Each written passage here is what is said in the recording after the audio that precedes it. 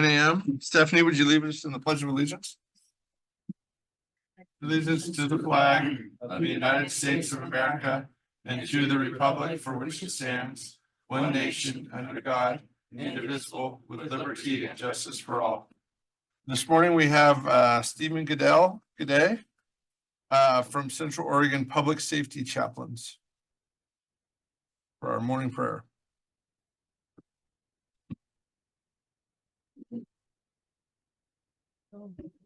I think You're not loud enough. Yeah, all right. Well, good morning and thank you for having me here today. Would you join me in prayer? Good and loving God, your word declares that this is the day the Lord has made. Let us be glad and rejoice in it. Father, we pray your spirit be present here today and every day, that this court conducts the business before it to guide with wisdom in its every decision affecting our county.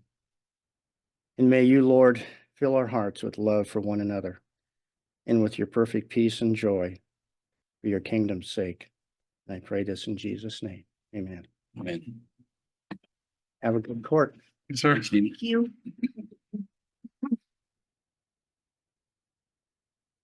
All right.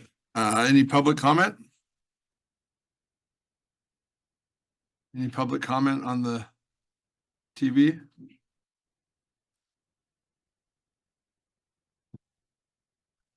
I got an email and checked it out from Tim this morning just to kick this off. The House just passed a bill delisting the wolves west, or I guess in the lower 48 states, right? So that's pretty important for our ranchers. That means that I think as long as it passes the Senate and is signed by the president, then we can kind of put to bed some of this garbage we've been dealing with the 395 line, where you can use lethal force on one side and not, and if the wolf moves back and forth, you can either kill it or not, depending on where geographically it stands, even if it's a problem wolf. And so I'd just like to go give him a shout out for Cliff Benz for working on that, and I know he's been really passionate about that. So, and thank you, Tim, for sharing that with us. All right, any questions on the consent agenda? Nope. I'll make a motion to approve the consent agenda as presented. I second the motion. Any discussion? All those in favor? Aye. Aye.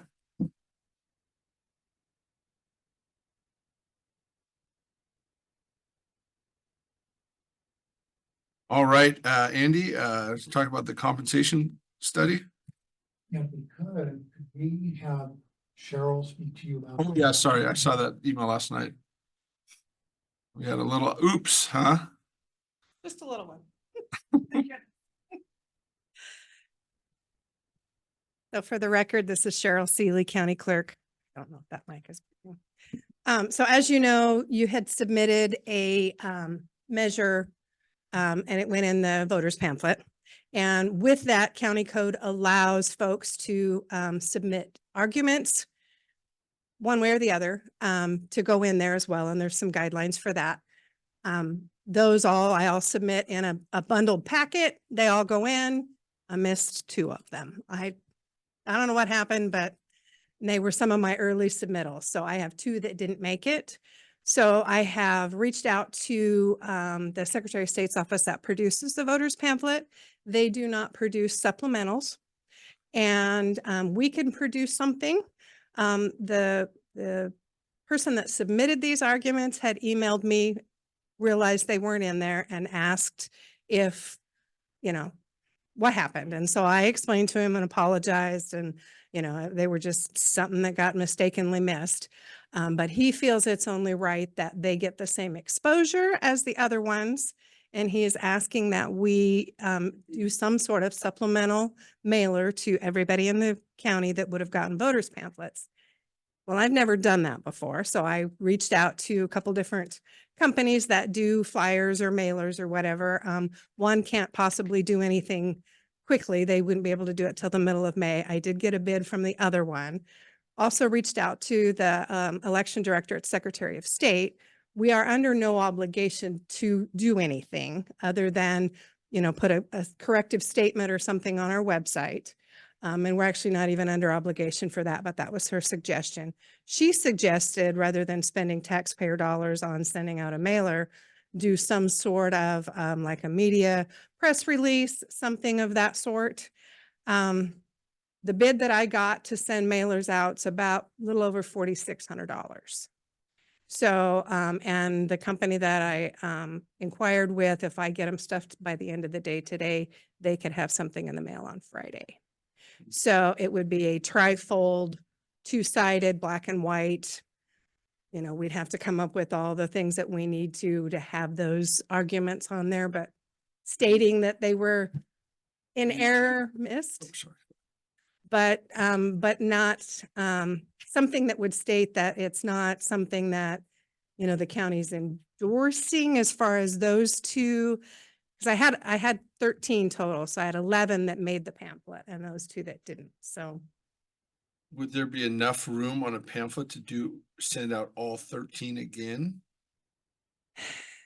I don't know. I thought of that. I think, I Really mean, this if we were morning. gonna do it, I think we should send out all of them. Well, and that was my thought. Do we send out all of them? Do we send it and call it a supplemental and say, here's two that were not included? That's what I think we should do is Yeah. we should say, I think it is worth sending them all out, even if it costs a few bucks. Well, and then my thoughts are is if we do include all of them, does this make this particular person feel like all those others got double exposure? We only got one, you know? Yeah. So yeah, I would love to have thoughts, guidance, direction. I mean, it's, $4,600 is a lot of dollars it that is, could be used towards better projects. it is. And you were saying that the Secretary of State is saying that all you need to do is a corrective. I do appreciate a person's voice. I do appreciate that it should be on the voters thing, but $4,600 kind of sticks in my craw a bit to send that out. And how many of those in the mail, even if you send it out, are going to get tossed? What Right. what because it sort is- of efficiency are you going to get Right. for the $4,600? I agree. So even though I understand your point, and yes, I do validate that free speech and all of that, I just feel that a corrective statement is the way to go, because I would rather spend the $4,600 and have a direct help somebody. That's kind of, I thought about this Right. because you talked to me yesterday, and I mean, it's kind of bad. It's kind of just a circle, and it's an honest mistake. And I feel bad for those people. I'm just not sure that Yeah. we want to spend that. Yeah, no, I don't agree with you. I think we need to, you know, if it wasn't our mistake and they turned it in late and they weren't able to get their information in, that's one thing. Right. But the fact that we as the county were the ones who screwed it up, Missed it. missed it, that's where I think it's different. And I think we should, I just think we need to make it Well, and right. I know there's ways to, I mean, you know, like I said, I did immediately put something on our website. If you click, and of course, it's like anything on our website, it's not right there in your face. You have to look for it. I could have IT put us some sort of a flag banner, something on the first page that would draw folks' attention so they didn't have to click on the clerk's page and then click on the election and, you know, dig deep. It would just be something right there that would state, you know, something regarding the voters pamphlet. I mean, there are things that we could do like that that wouldn't cost us. What is it going to cost us to go into the Central Oregonian? I don't know, because I don't know if they would do it just in an article or if it would be an ad. I haven't talked to them. I talked to them about printing and mailing, and they're the ones that couldn't do anything till the middle of May. So. And I agree with Susan. This was an advisory question that Right. the board put up that they didn't put up. They weren't out seeking signatures. They have no work effort in it. And one of the stipulations for when this was put on, that the county wasn't going to be responsible for additional funding, of any sort. Right. And it didn't cost them to submit anything to our voters pamphlet. It Exactly. could have, but we have not had that in our fee schedule. So there wasn't, you know, it wasn't any cost to them either to submit. I move kind of more towards, and I don't know how many people read a newspaper, of trying to get it in the paper on the e-edition and the print edition. I think that's going to be very much more cost do you want to say preferable? I don't know what the word would be, than to spend the $4,600. That just seems like an awful lot of money. And again, we'd have to put all 13 on because now we're putting out this mailer with 2. It looks like we're kind of going towards their opinion, which we're not. There's a lot there. So I'm just not sure how we structure if we did it in a newspaper. Well, then I can get a hold of the newspaper. I mean, I can put together a press release and, reach out to the newspaper and see, they may want to do an article. They may want to just, I don't know what they'll want to do. I'm sure they could do something that could be, easily spotted in the paper, not just buried in, Yeah, lower no, and page. you'd want it to be easily spotted, but again, if you just put out a flyer with 2, it looks like we're almost endorsing those 2 positions. Right. Rather than having the total 13. And then, like I say, the cost is the cost. I mean, Yeah, I'd be totally against doing just the 2, but I think we should do all of them again, just for fairness. And I think the paper is great, but it doesn't reach even a small portion of the amount of people that you would with a direct mailer. And again, if it was something that we screwed up or that they screwed up, I would totally be in agreement with you. But I think the clerk's office is the one that dropped the ball and we need to make it right. But so. And this direct mailer would be a trifold page. And, like you said, I mean, you'd have to put enough information on it to get people to actually open it. That it would, wouldn't be just like, junk mail that everybody gets and, you toss. So, I don't know. I mean, I bet there's people that toss the voters pamphlet because Oh, I'm it's sure there junk is. mail. So I just think we need to put it on even, but it's clearly not going to happen. So Right. I just wanted to get my opinion across. well, it definitely, if it happens, it has to have all 13. Yeah, I totally agree. So, yeah. And I don't believe I could get all 13 to fit. I have a couple that are pretty lengthy. So, and then that would that increase seems our almost cost. that you're being biased, quite frankly, then if you're Right. not putting all 13. Right. Yeah, it was a mistake. Yeah, Okay. I would try the Press newspaper route. releases and that sort of thing. Okay. Yeah.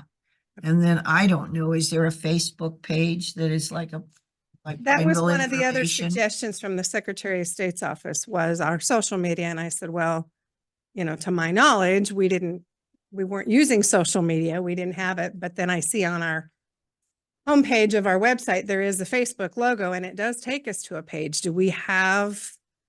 We're not actively using that, but that's always been there.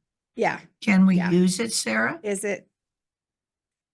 Can she post on it?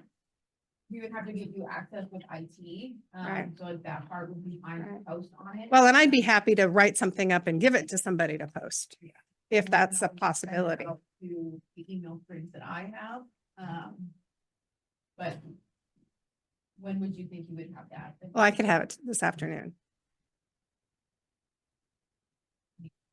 Okay. Okay. But yeah, we could do. So do we need any form of a motion, Eric, or how do we handle this as the board? Yeah, in this case, what I think I hear is that there's a consensus that the county does not want to undertake the roughly $5,000 for the supplemental. Thank you, Sarah. In this case, what I think I hear is there's a consensus from at least a quorum of the board that the county would not endure the roughly $5,000 expense for the supplemental mailing, that instead the county is going to, in addition to what's already been done, to engage a press release strategy, try to contact the Central Oregonian, use the county's resources for social media and email, and distribute the information that way. In this case, I don't think that requires a motion. And I would be, since it was an advisory question, I would be more apt to put it on the November election. There is no additional cost for us to do that, so give them another shot at it, but rather than doing the expenses now. Okay, well, the measure is going to be, it'll be in the ballot. They didn't change the ballot. It was just, and it's in the voters pamphlet with 11 arguments. There was just 2 arguments that missed. So Were these two arguments made by the people that that came to us and talked to us, or are they separate people? They're people that have actively been involved with this process. Yes.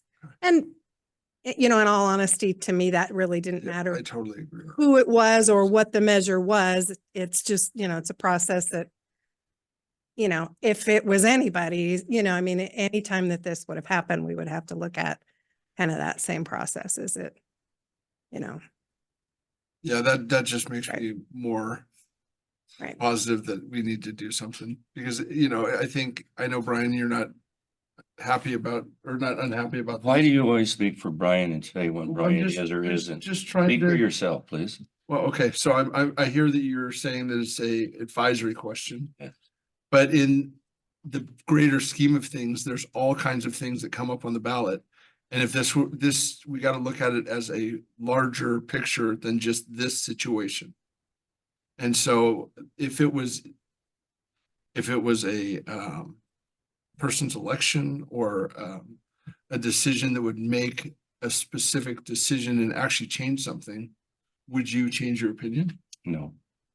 Okay, but I just think that we need to be as transparent as possible with the people and get them out as much information, especially if people get them in by the time they're requested.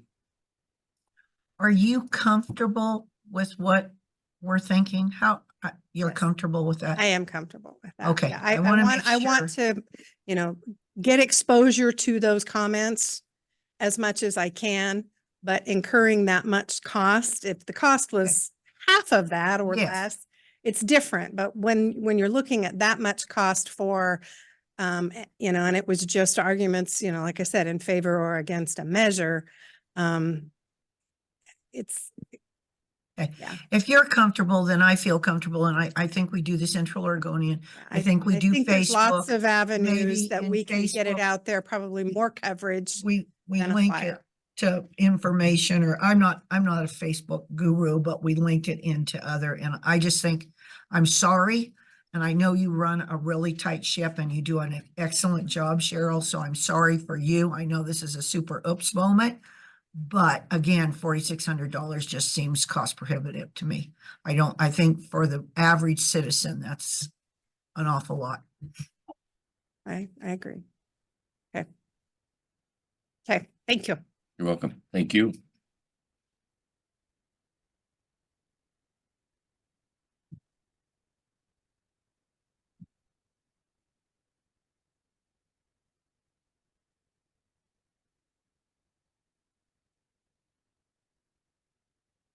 Hey, good morning, commissioners.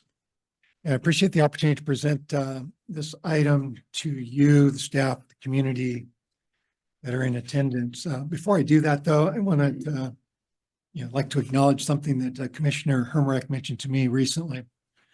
That was, Andy, you take big steps. And, I've thought about that, and we talked about it a little bit. I've thought about it more, and particularly as it relates to this item.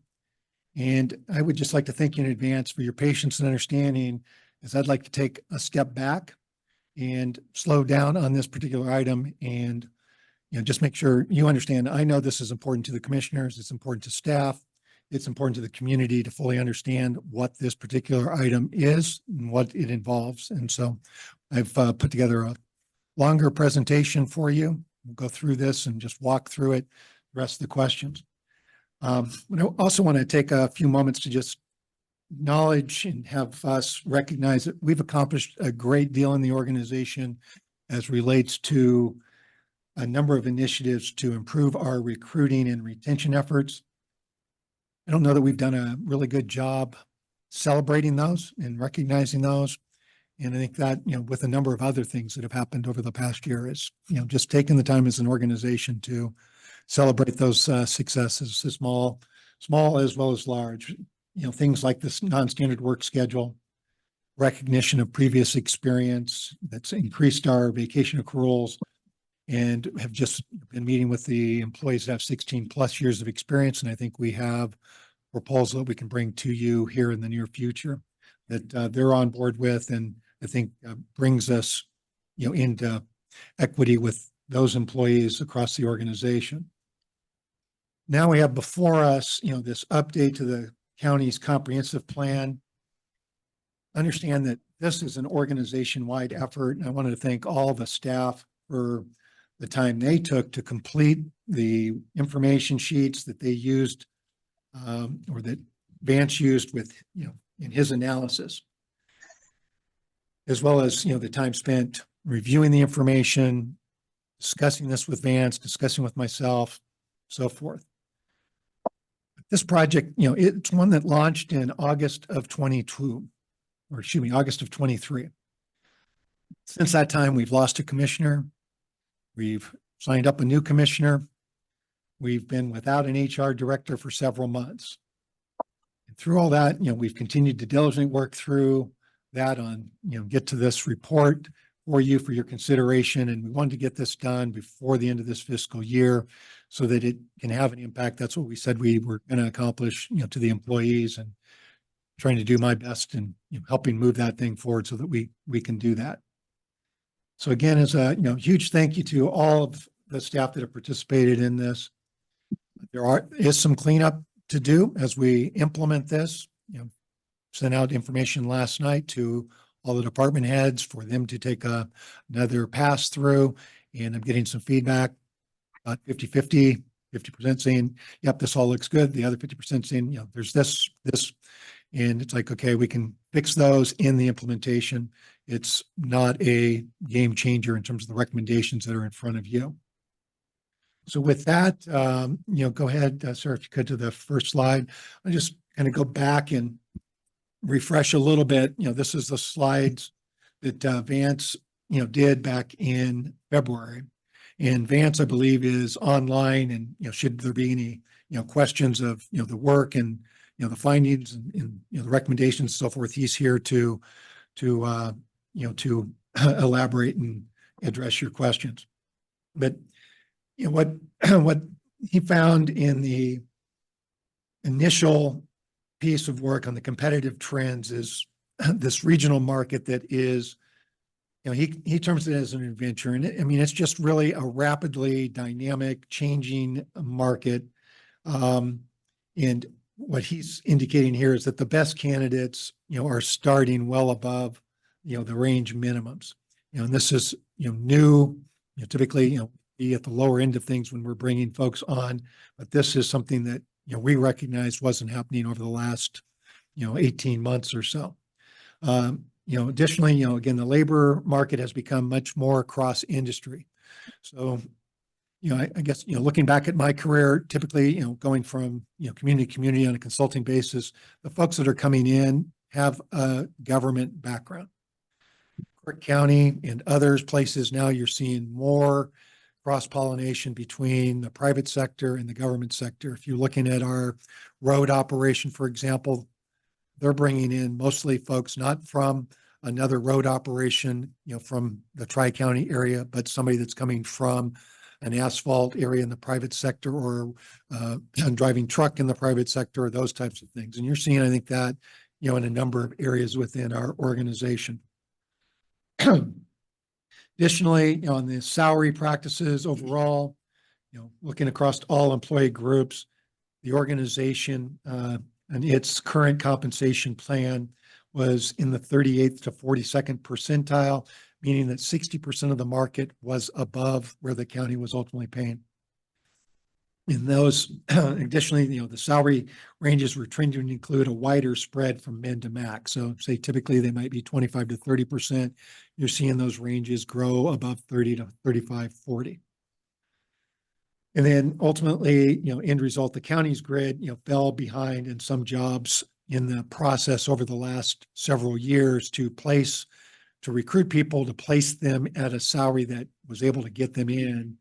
We're ultimately not utilizing the best practice of keeping that salary schedule in check so that it's equitable across the organization. So this update addresses those issues that, we're talking about there. And he speaks here in terms of summarizing what are we doing about it.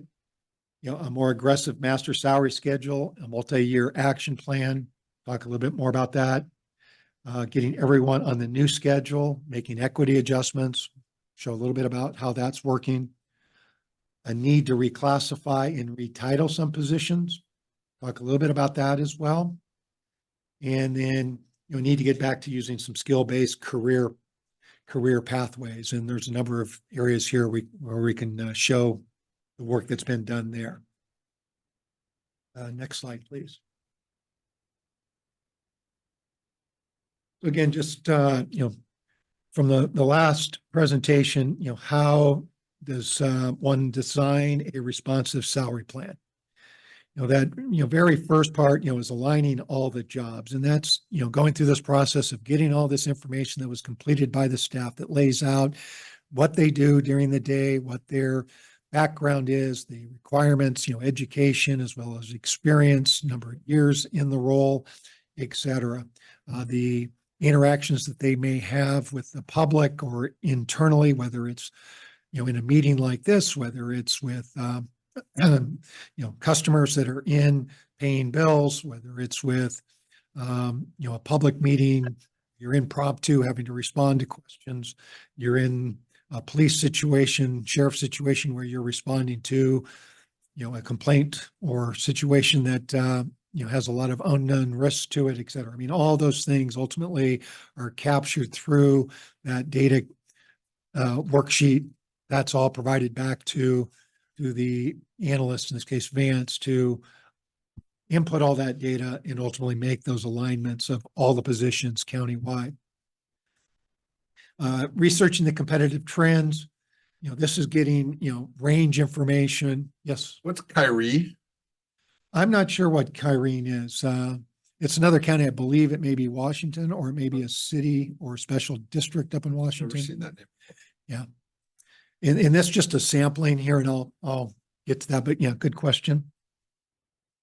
But, getting, this range information from other municipalities, and, he lists out, Vance does a number of organizations here, but, with this too is, we spoke previously, I think it's in the report, that we're seeing a trend in the way arbiters, particularly in the public safety, have moved away from the statute, which lays out that you provide comparable information or comparable organizations to make pay to or comparisons to. And, in the past, that would be, we're looking at the 6 counties with population less than ours, and then the 6 counties directly above us with population more, and then selecting 6 of those counties to compare to and keep those in that group to, make sure that we're staying relevant or comparable to those counties.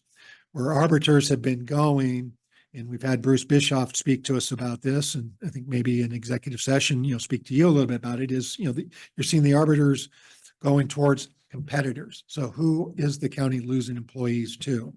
And so we know, Deschutes, we know City of Bend, we know City of Redmond, Jefferson County, the City of Prineville. These are all competitors, in the marketplace.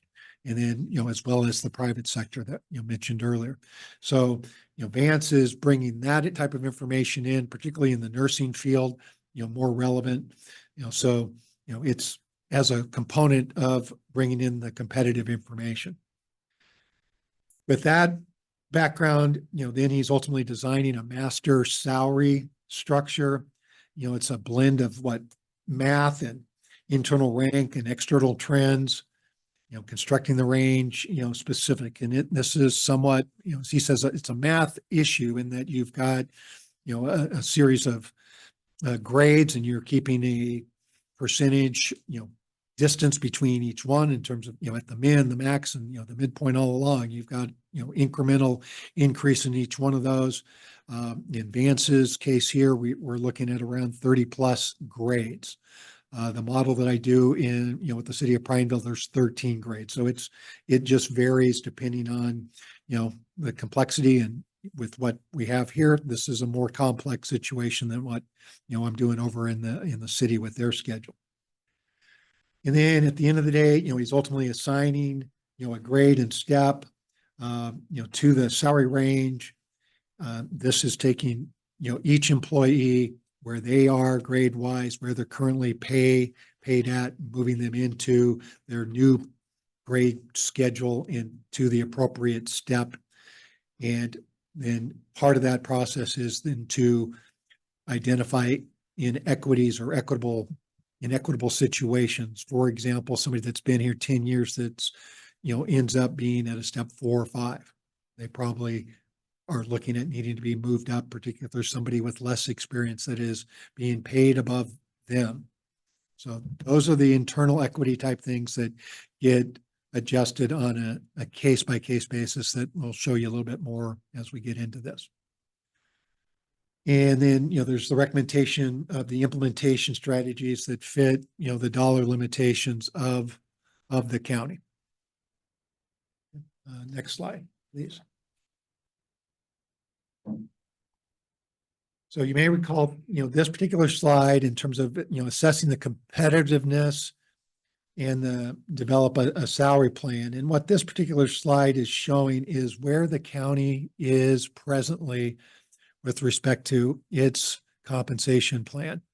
The red line is Crook County, again, at that 35th to 38th to 42nd percentile. And the average there in the black dash line. The two yellow lines represent the 75th percentile of the market and the 25th percentile. And that vertical rectangle there is showing that's the range typically of a salary structure, with the midpoint being in the center. And you can see where we are, at Crook with the red, we're down in that lower quadrant of the market, in terms of where, typically you find the majority of the market. Next slide, please.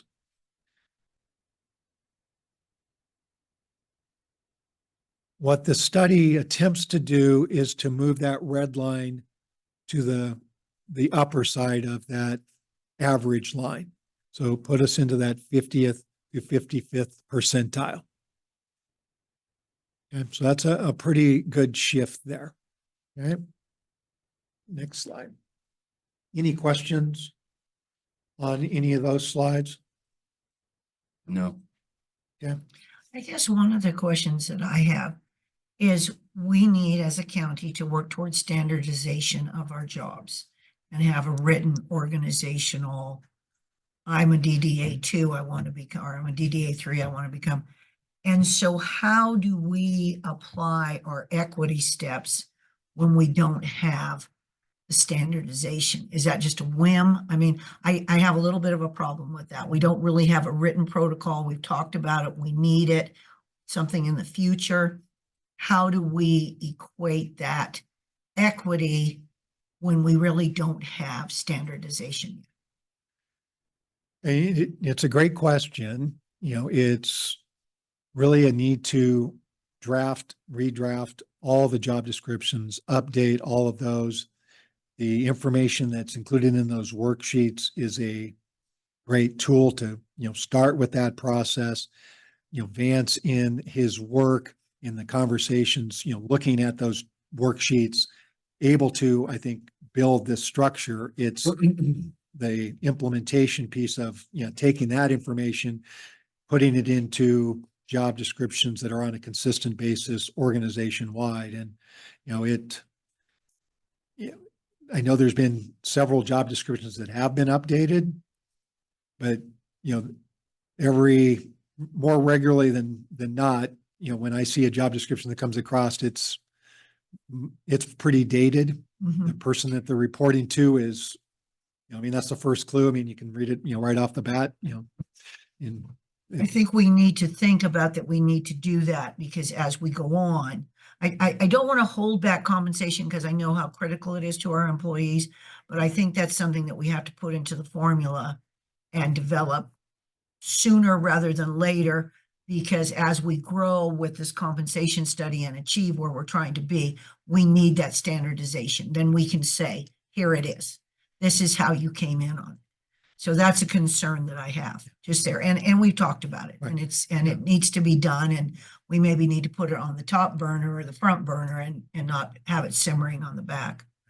Yeah, I completely agree. And it would be part of this rollout what the timing of that is, whether that's something that can be done internally. Right now, probably not. Vance this is something Vance has done, does he have availability? And we want to, do that. We have other resources that we could look to as well. So. Okay.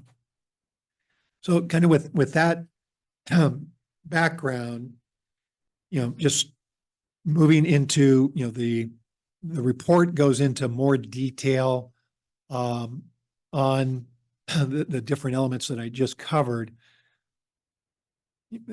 But, about page 7, 8, I believe it's, he starts with the recommendations, and these are the things that are needed to move forward with the things that you're talking about, Commissioner Hermit, to be able to do the job descriptions, to be able to, make these, adjustments that, one of them will be the sheriff's office that we'll talk about here in a minute. Is by approving, these particular items, you improving the structure of the system. Then it's the actual implementation of rolling those things through. So, some of the feedback that I mentioned earlier from 50% of the staff saying, oh yeah, we've got this person that's at this, versus this, and where this sheet says this and this sheet says this for a grade.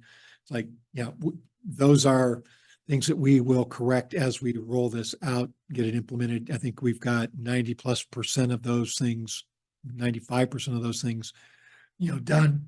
There's a few remaining items that, for whatever reason have just, been missed. I think most of these have been mentioned before. They just have not got caught and, actually executed on that.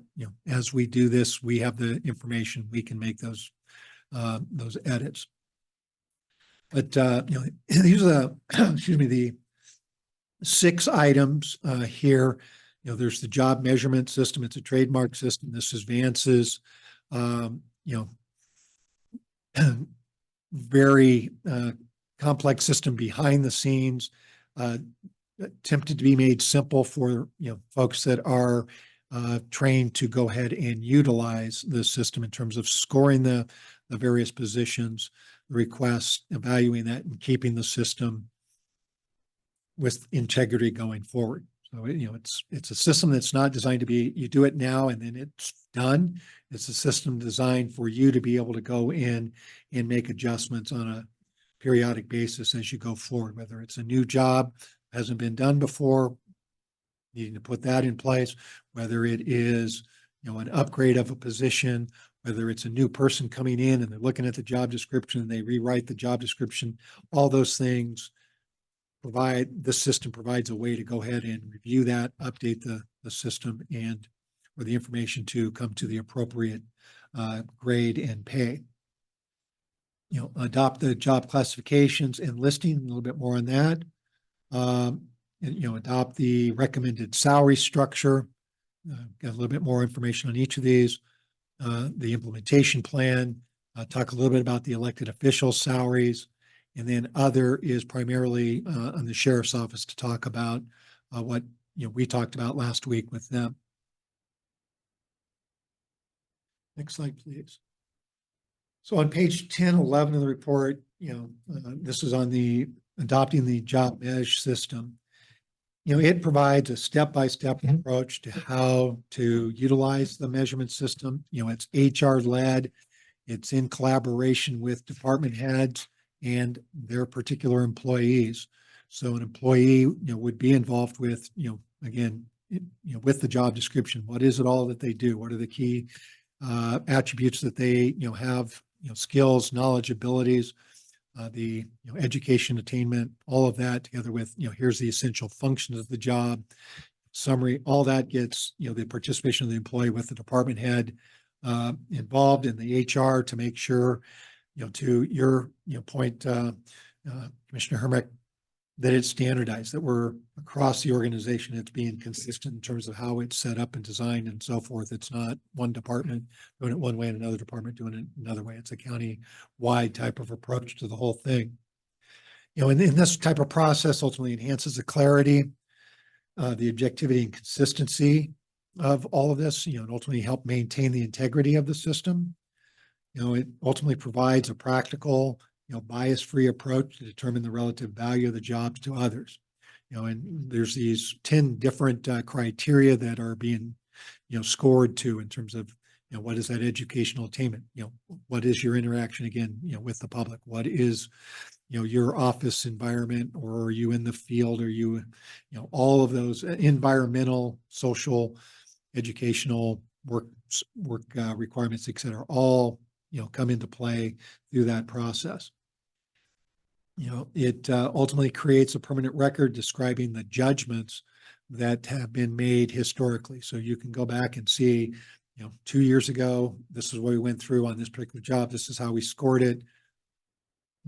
Were those correct judgments, or did we miss something based on something we've learned since? Or is there something that has changed that would require, again, the job went from a little bit, say it's a somewhat, won't call it simple, but it's a routine type of task that now, because of a change in the law, it's suddenly becoming more technical to maybe requires more skill, et cetera, to do. That gets factored into that change, and you have the ability to track those changes over time. And it's also helpful. I mean, we did a little bit of this during the past year with a couple departments, of looking at how other positions were scored, in the various elements. How does that relate to how you're scoring this particular job with, whatever requirements they have? Were they comparable? Again, using the education requirement would be a good one. A 4-year degree required. Is that scored similar on both of those job, the job measure? This is the one, I think there's 2 pages on this. This is the top page that shows the job classifications. This is item B, adopting the job classification and the listing. This is in Appendix D. There's a few edits that have been added to this. There's a few positions that weren't, that didn't get crosswalked over here. One of them was flagger, which you'll find on the next slide. That's, at grade 111. And I think the budget manager was also missing on this.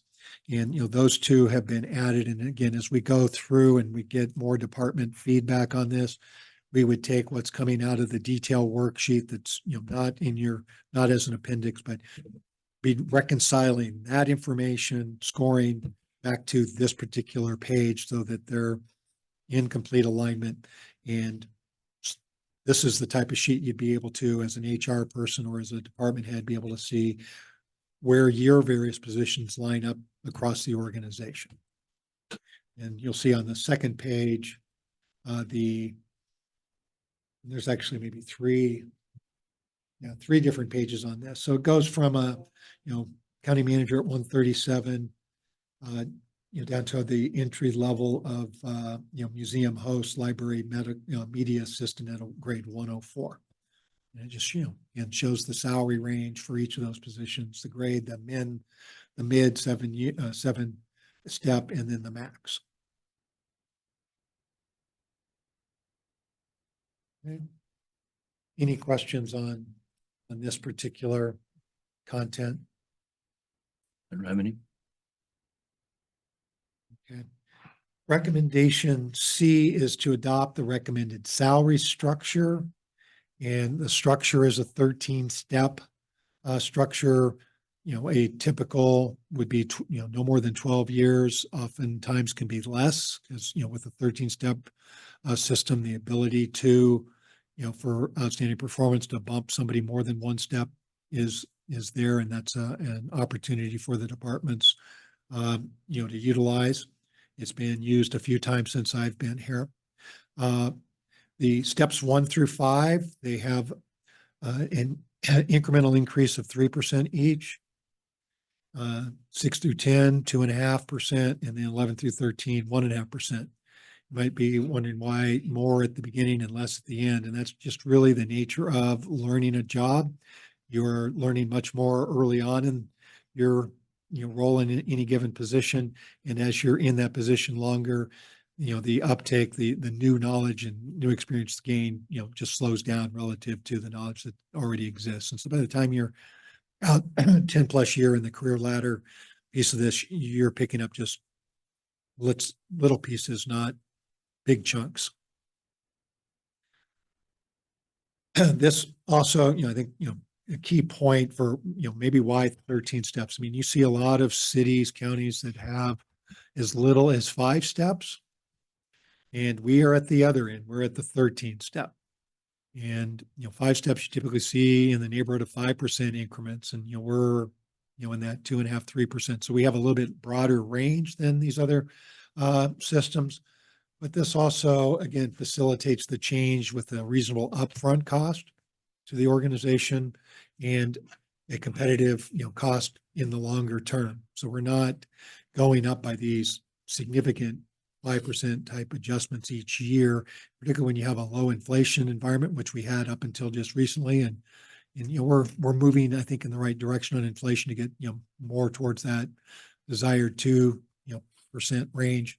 A 5% impact is a significant one to the financial resources of the organization. And again, there is the ability for department heads for meritorious performance to bump up more than 1 step. So Andy, one of the things I find interesting is I went to COIC budget meeting last week and Jefferson County was there and so was Deschutes. And they're all on a 5. I understand your reasoning and I understand the whole reason for the 13 steps. What I found very interesting is those 2 counties are on 5 steps. And we're going to 13. And again, I understand your reasoning. I understand how it's all plays out and whatever, but I found that interesting that our 2 neighboring counties are on a 5 step and we're going into a 13. Yeah, it's a great observation. We're at a 13 presently. So there's no change to that.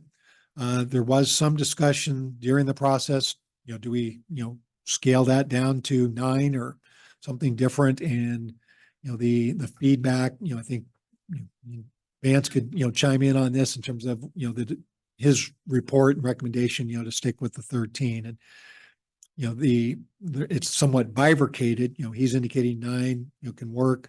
13 is the recommendation. As we get to talk to the sheriff's office, we'll be talking about why 9, maybe is the appropriate step there. And there may be at some point an appropriate decision to move this from 13 to 9.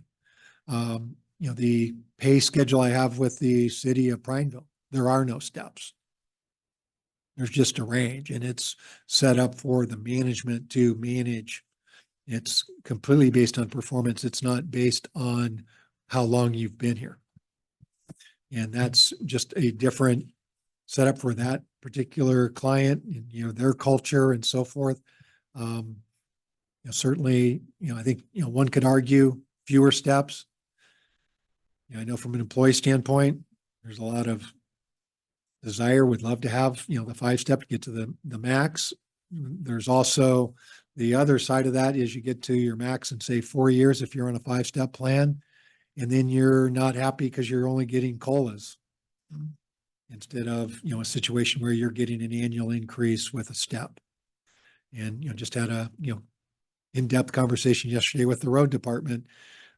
Again, many of them are at step 13 and, how might this work for them? And are they going to still be at step 13 with nothing but a COLA? And, so there's, I think, again, good arguments both ways. The financial impact to go to fewer steps would be a greater financial cost to the county. And my suggestion probably right now would be stick with the 13. When the revenue does, start to come in, here 4 or 5 years from now, revisit this and see if at that point, and maybe even over the next couple of years, you're revisiting this saying, no, we really need to make some incremental change to fewer steps. So if this were to be adopted immediately, I have never heard what is the total revenue hit that will hit the county? The hit, and it's in the report, The financial hit is around $80,000 for this fiscal year. Okay. And then it bumps up as a result of the adjustment. Full year cost basis is just under 500K. And that's countywide. And actually, let me rephrase that. I think Vance was saying 500K excluding sheriff union and road union. I think when we bring those in, assuming they're going to have similar type of cost implications as we roll this out, you're looking at, if I recall correctly, 660K.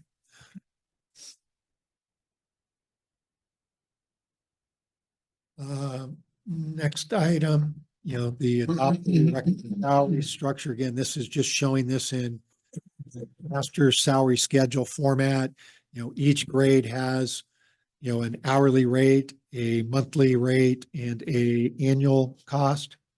And I just gave you one slide here. This goes from grade 101 all the way up to 137.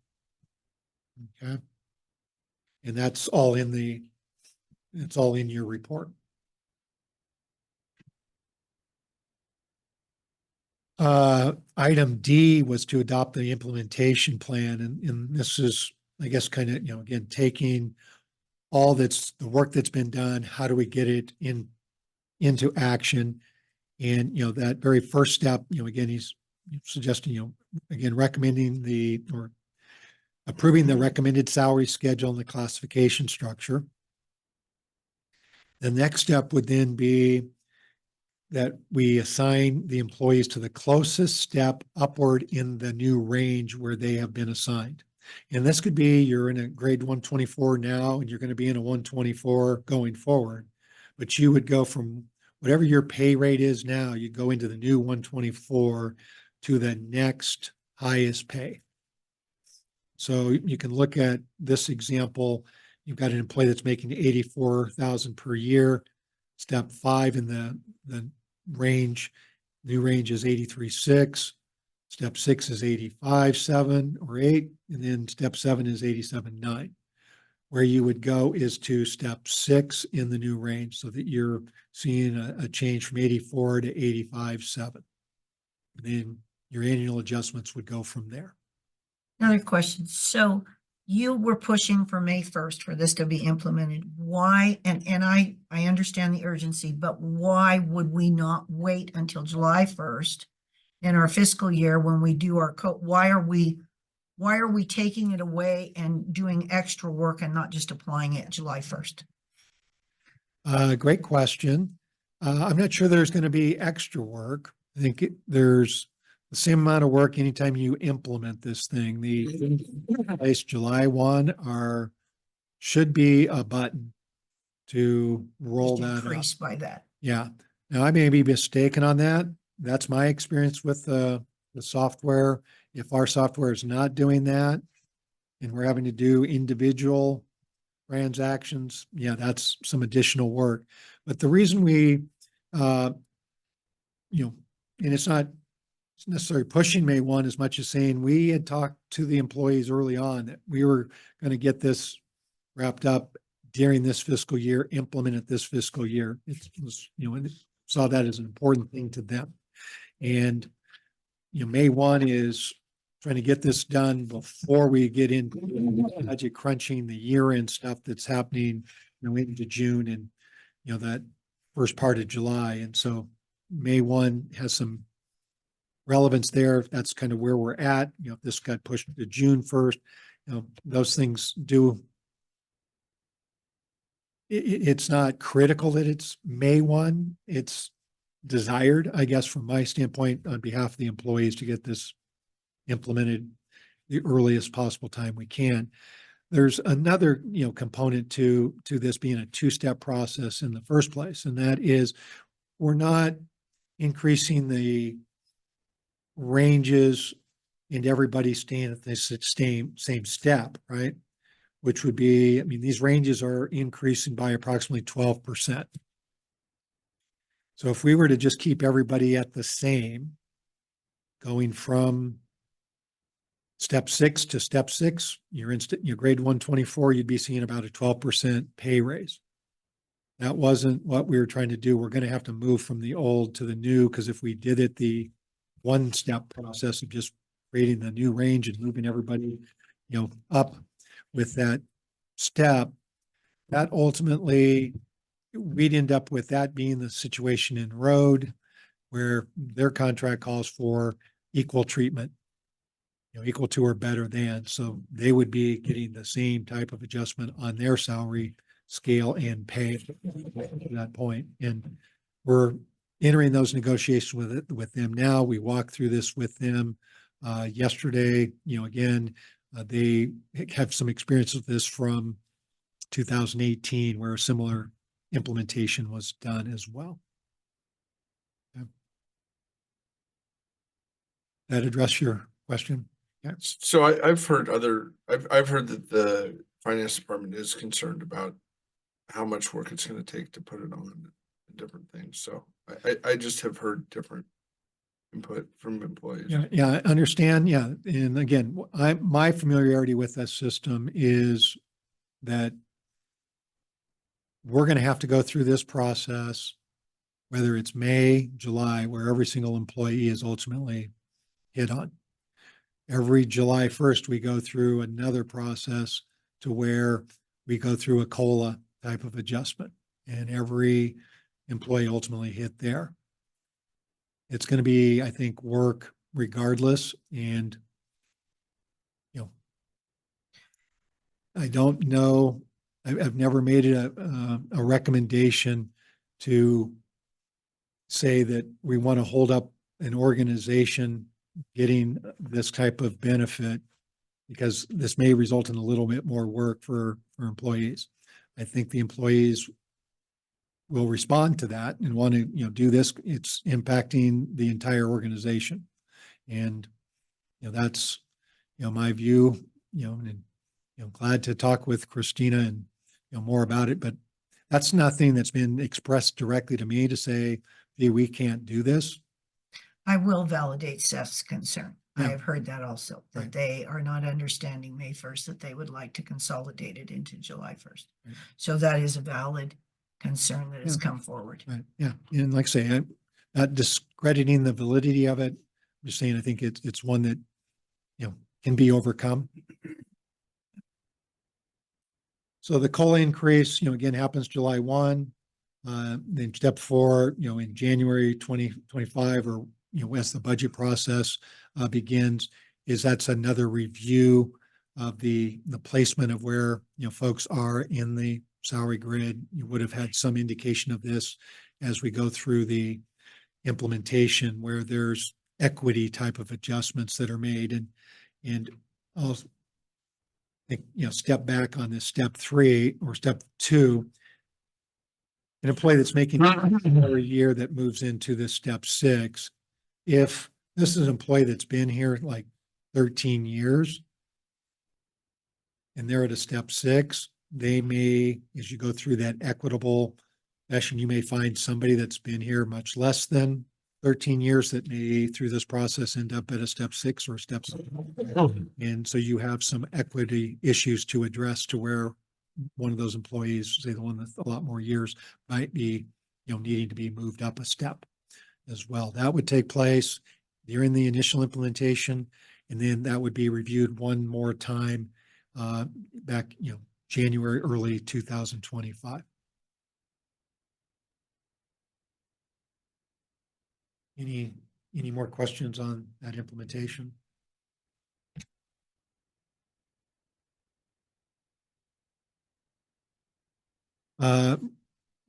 Elected officials, what Vance has put in his report recommendation is to consider the hire of external data. This would be the information that we have now that's showing the pay for all of the different county commissioners across the state, or the decision support techniques used for all county positions. So that would be to take your job description that we just got approved here recently and give that back to Vance. Vance would then roll that into the job mesh system to come up with where that where that scores relative to the rest of the organization. Then where that comes in at versus the comparisons to these external sources, his suggestion is you use the higher of that. And that, is a, conversation, clearly with the compensation committee to review and make their recommendations from his recommendation.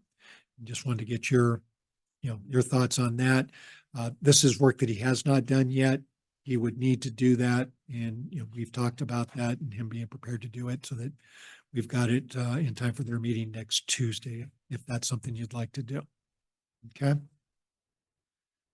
And then the last of the recommendations, item F, is, implementing the sheriff's unrepresented staff.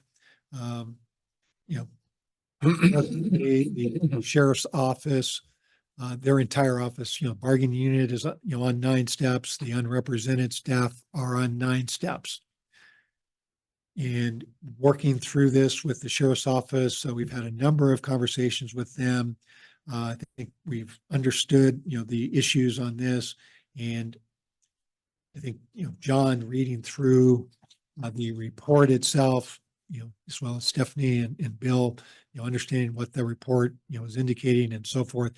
They feel comfortable, I believe, using the applicable pay ranges, the min max that are shown in here for the sheriff, the undersheriff, the lieutenants, sergeants, et cetera, using those min maxes, but to apply their 9-step type of system to that. So there would be greater percentages between each steps than what, showed you previously.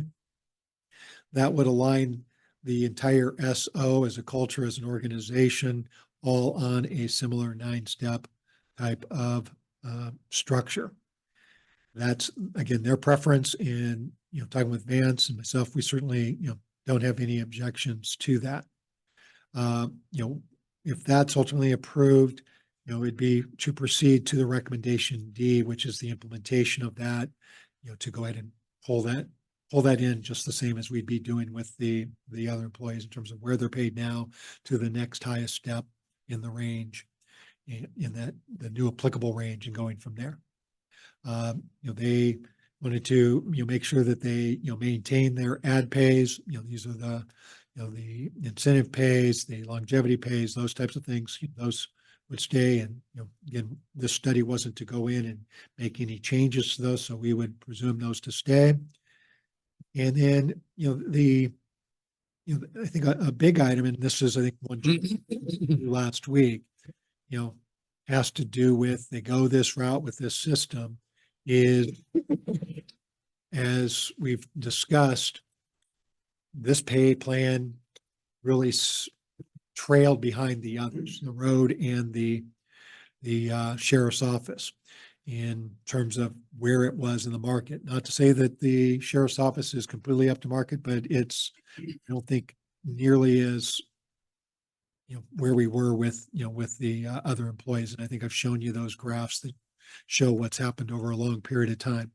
So what the sheriff's office is spoken to is maintaining that separation so they don't run into this compression between the sergeants, lieutenants, and on up the chain.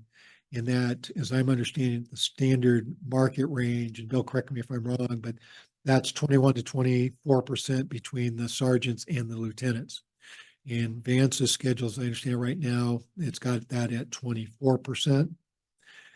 And then, just in our informal conversations, myself with the SO team, is that having a policy, from the board saying that if it were to occur that because of union negotiations or whatever ultimately happened, that the salary range for the sergeants got to be such that this gap between the sergeants and lieutenants dipped to 18% or below, that would trigger an update review of the overall compensation system, so that we can make sure that, it just becomes another data point, if you will, to ensure that we're not, as a whole, including the sheriff's office, falling behind.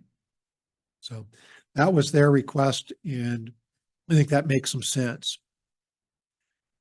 Any questions on the office, what their thinking is? Okay. So next steps, if approved, we could implement this effective May 1. If you want to have it, another date, we can certainly do that. There's money in Vance's budget to train HR staff and set up the use of the job measurement system and phone and email technical support through September of 24. So, it's just real important. This didn't happen, I don't believe, the last time, to make sure that there's training that takes place between Vance and the HR staff. And then, suggestion might be to even make that, a little bit longer, they can review it and see where they are at the end of September and look maybe at a retainer or something like that, just to make sure that you've got that third party look. The other thing that, we've talked a little bit about, I've introduced this, planted the seed with the compensation committee is, and I think I've mentioned it to you three before, is do we talk to them about expanding their role to be a compensation committee, not just for the elected officials, but to be a body that the HR staff can go through this work with the collaboration with the director, the employee, and take those items up periodically to the compensation committee, just so that, again, they've got an external check view of those particular changes that are being done. It's not a requirement, but it's something that I think might be helpful. And then, additional services, Vance, just, notes, reanalysis, org structure changes, elected official, salaries, he's got those at his project rates, his hourly rates, here. So I don't think there'd be a lot of additional costs, say, to get the elected official salary stuff, updated. He's got, I think, that pretty close ready to go. So that was, my presentation to you. Thank you for allowing me to kind of take a step back and take the time to go through this, a little bit more in depth with you, and I think be beneficial to all of us to kind of just chill for a second and make sure we're answering all your questions. So yesterday ended up being a day with a lot of meetings at a lot of different departments that had nothing to do with the compensation. But obviously the compensation's on the forefront, so it came up. And so I was very glad to hear that you want to have the department heads weigh in. I understand the urgency. I understand that we're on a momentum. I don't want to stop the ball from going down the mountain. But what I would like to suggest is the study's out. I'd like to have, and I'd like to read them, a report from the department heads as to what their opinion is. And just a simple, we like it. We don't like it for these reasons. I don't want a flawed document going forward. I know there's going to be some, adjustments. I get all of that, but I would really like to have our department heads weigh in and send to you and to us as commissioners so that we know that what we're passing is accurate. That's a thing. I would also like you to look at Victims Advocate. I don't know if you've ever been to that office. I have met with those three women. Julie has worked for us for 16 years and done amazing things. I feel we're a little low on that, so I'd like to see another analysis of that salary adjustment. But again, not stopping the momentum, but yet let's just take maybe a breath, get some input. That's what you mentioned when you first sat down. I was very glad to hear that, because right now that is where I'm at is, yes, I think this is a very good document and I agree with it, but I would like to have our department heads give me their opinion so that I feel very comfortable in going forward. Yeah, I totally agree. And I think put it- another one's the operations manager in the planning department or the community development department. I think we talked about that yesterday a little bit. And then I think also just really try and get in line with the finance department on what that looks like and make sure that you're getting their input and giving them, information so that they understand what your thoughts are on the process. And it just seems like there's been quite a breakdown there. Okay. What do you think, Brian? Well, I'm saying we're getting some mixed messages because I receive emails from department heads and also elected officials that want to move forward with the structure and do the housekeeping at a later date. So, I don't know. I don't know what to say I more wish than I that. wish So, I would have received those emails is what I'm thinking, but like I say, well, I would just think like that you to- have, they were addressed to all of us. Received one today.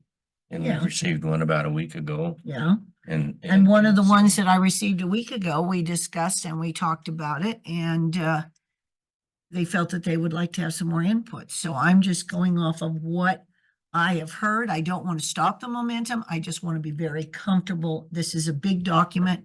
There's a lot here and I just want to be really comfortable in what we're doing. Did you reach out to those people and chat with them? I have.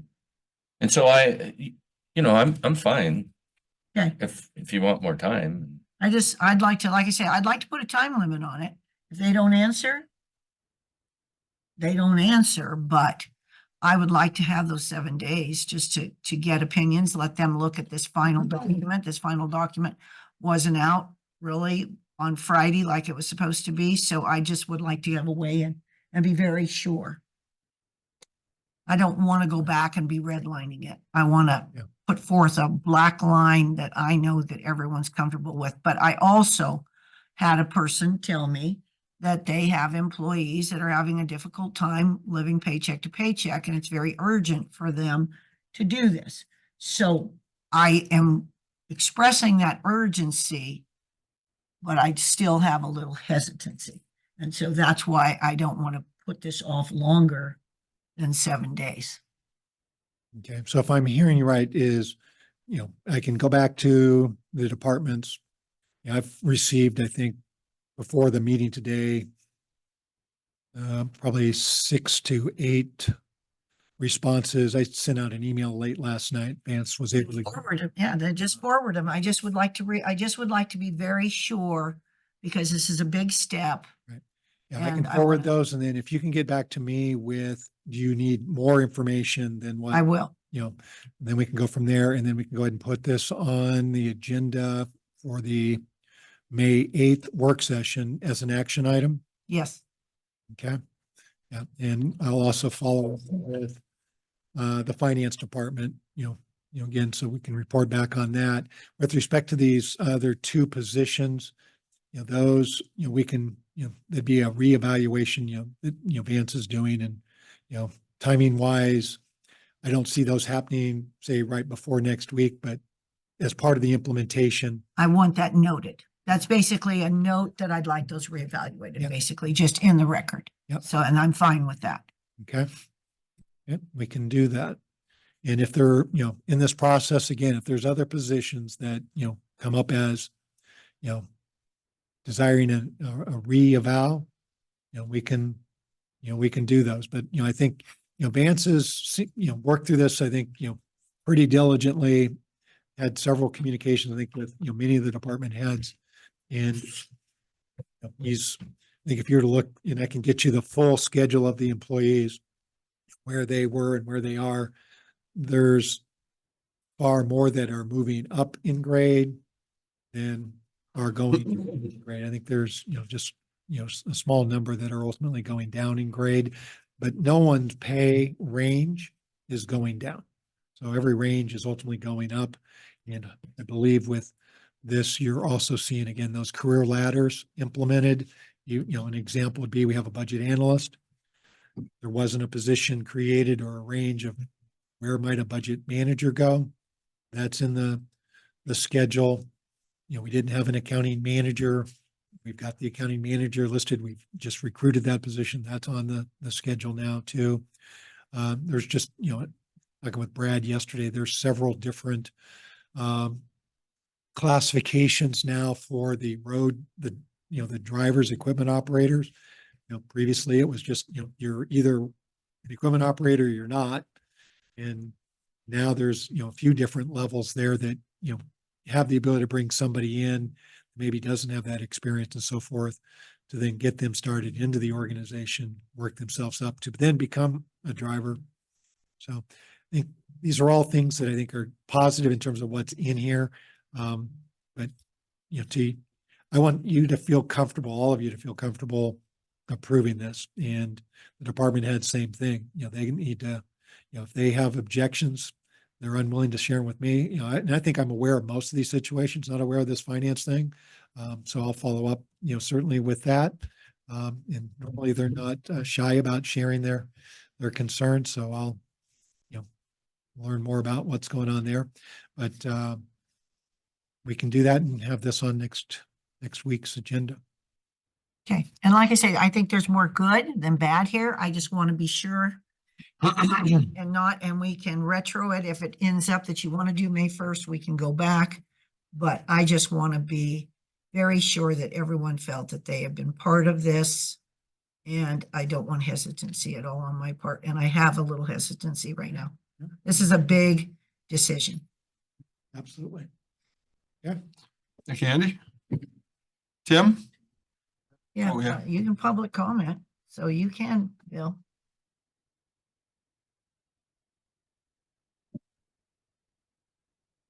Okay, for the record, Bill Elliott, Under Sheriff. Last week, I know that the sheriff got in front of you guys at the work session and had a conversation with you. I also know that we have kind of been a thorn in Vance's side during this entire process to make sure that it was correct. And directly after the work session, Andy came over. We had a really good conversation, and I think that it sums up our conversation in recommendation F of his presentation.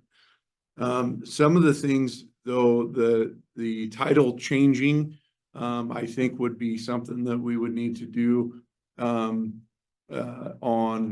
some work on this.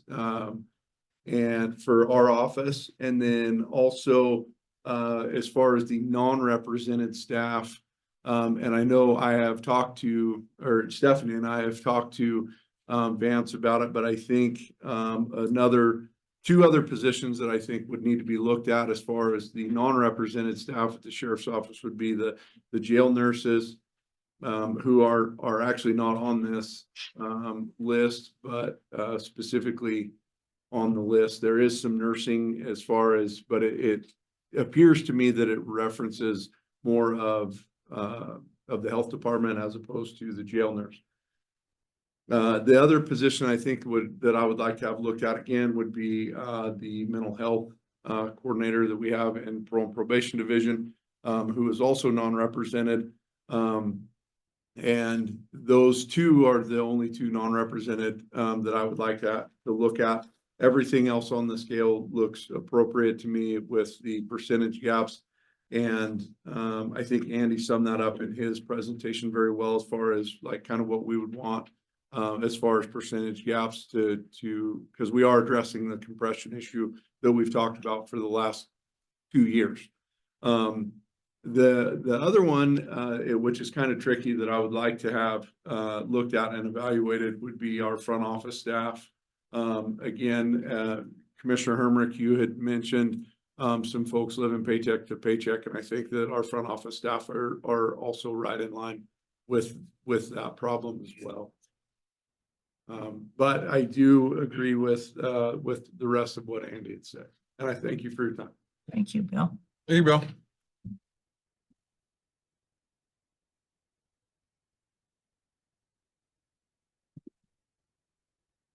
Yeah, one more thing. Yeah, Bill mentioned position titles, and I know that may be something that you hear a little bit about. The current titles would be retained unless we have departments that are signing off with the new recommended titles. So those aren't, grounded in stone. They're suggestions, recommendations, again, to make the positions more competitive in terms of, being more modern in what the market recognizes, and this is again, Vance's working with a number of different entities and what he's seen in terms of job titling. And so, but we'll work with, the HR department will work with the department head, to ultimately arrive at the, the preferred title. It's It's not a requirement. It's nothing that you're being asked to opine on or to say, nope, we're taking those titles and so forth. I think, let that kind of play out with the HR staff and the departments. And I've had kickback on the titles. They didn't concern me as much. I think, again, that's something that can be implemented down the road, basically. I'm not as concerned about that. It's just the bigger, yeah. Yeah. I just want to Yeah. raise that in case you get that, brought up to you that it's, There's quite a few people that don't like their title. I've heard So- that. We'll try to fix that, but that's kind of that can be done with an eraser. I just want the ink Yeah. part to be good. Yeah. That's what I'm looking at. Okay, very good. Thank you. Tim?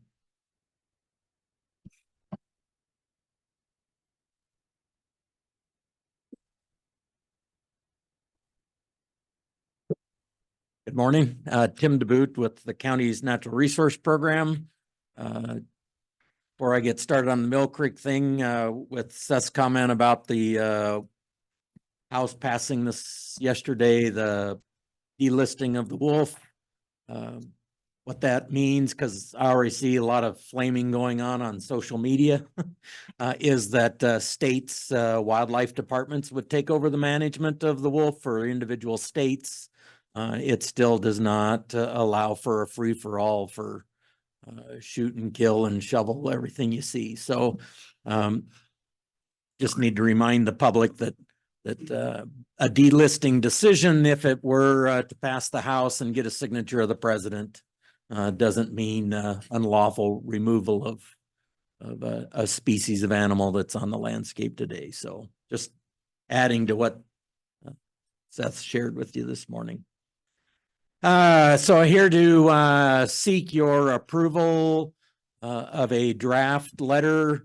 It's an objection letter responding to a draft decision notice issued by the Ochoco National Forest in March regarding the Mill Creek Vegetation Management Plan. This is a project of the Ochoco National Forest. It's been in various stages of creation, analysis, and decision over the last 4, maybe 5 years now. The county has participated actively both in scoping and in commenting on the draft environmental assessment last fall. At the time, the draft decision notice preferred alternative was alternative 3. The county and others liked alternative 3, wished it was maybe perhaps a little more aggressive in some land treatments, but thought alternative 3 was a very good choice. In the draft decision notice, the forest has chosen alternative 4 with some major modifications. Those modifications are significantly reducing the amount of thinning and harvesting within what they call their riparian habitat conservation areas. These are zones along streams in the Mill Creek drainage, 300 feet on each side. Footage is a horrible way of managing natural resources, particularly if you're familiar with Mill Creek and the geography of Mill Creek. You get about 25 feet away from a stream, the slopes of those side areas, those aren't anymore riparian areas. They're uplands and need to be treated like uplands. The forest has a long history now of looking at alternative treatments within those riparian habitat areas. The wolf project up above Paulina was done in the early 2010s. They have had numerous tours of the public in those areas showing where sort of exceeding guidelines under some very science-directed efforts results in some very positive habitat responses, primarily the increase in willows, alder, the woody hardwoods that we're trying to grow in our riparian areas. The other sort of issue, and the reason the letter that you have before you may sound a little aggressive, is in the reasons for the change in decision by the forest. It appears that they sort of went with a vote of the 11 responses that they got. Most of those responses were from environmental organizations. seeking a much lighter touch to the Mill Creek area, which sort of violates their direction, their goals and objectives of re-improving forest health, reducing wildfire risk, and dealing with the sudden die-off of the fir within that drainage. So we don't think that their decision should be based on popularity of what the public necessarily thinks. It should be based on science. That's what the county's natural resource policy requires, is good science to make decisions. And so therefore, we sort of move towards that direction. Anyway, you have the letter before you. Be happy to address any questions, concerns. The deadline for submitting the letter is 5 o'clock Friday evening, May 3rd. So there's an opportunity if you want to make changes to make some changes and still get it submitted to the forest. What the objection letter allows the county to do and requests is the forest will take these objection letters, all that they get, invite all the petitioners for that objection to meet together and help the forest come up with sort of a consensus direction. We just feel it's important. The Natural Resource Committee feels it's important that the county be able to have a seat at that table, along with some of the other partners that help put this together, and sort of making sure that all the conversation occurs, not just one-sided of that conversation. So that's what the objection, the outcome of the objection letter is get you a seat at the table. My biggest questions are just the Natural Resource Committee has approved this and they were all in favor and were involved in writing it. I know the answer, but. Yeah, well, so you might know part of the answer. Okay. So again, because of the time frame associated with responding, the entire Natural Resource Advisory Committee has not seen this letter. What the Natural Resource Committee did at its April committee meeting is to appoint a subcommittee of 3 members and gave them and myself the ability to draft this letter and get it to you without the whole committee sort of nitpicking it apart. They stated some general direction they thought the letter would go. And so the subcommittee in their efforts has taken those thoughts of their membership and incorporated them into this letter. So So on that subcommittee, I know there's people that live up in Mill Creek that are part of the natural, are they part of that subcommittee? yes, so I can tell you who That's- the subcommittee was, if that would. Yeah. So it's Kim Vogel, who is a landowner at Mill Creek, Steve McGuire, a long history of forestry issues, and Cliff Kaiser. I'm totally comfortable with it. You got any questions? No, I'm good with it. It's a good letter. Okay, Yeah. then I make a motion to support the Ochco National Forest draft decision notice for Mill Creek Vegetation Management Plan. Second. Any discussion? No. All those in favor? Aye. Aye. Sarah. I moved that camera. What? Screw anything up? Just a little bit to the left. I'm staring at the camera. You got it? I'm staring at the camera instead of the person up front. Your left and my left. Either way. You're right. Move it closer to Brian. The other right. You're right. Brian wants to be on camera. Just a little bit. There. Perfect. Is that gonna screw you up, No, Susan? I'm good. Okay. No, actually, usually Eric does, but even Eric's good today. Kelly? Works out. Morning, Commissioners. Kelly Caulfield, Airport Manager. What I have today is a request to purchase a snowplow dump truck for airport operations. We talked a little bit about it last week at the work session. So what I have is I have a vehicle. It's in Canada. It's priced at I guess within our appropriation that we have in our budget, which is $45,000. So I think that we can make this work.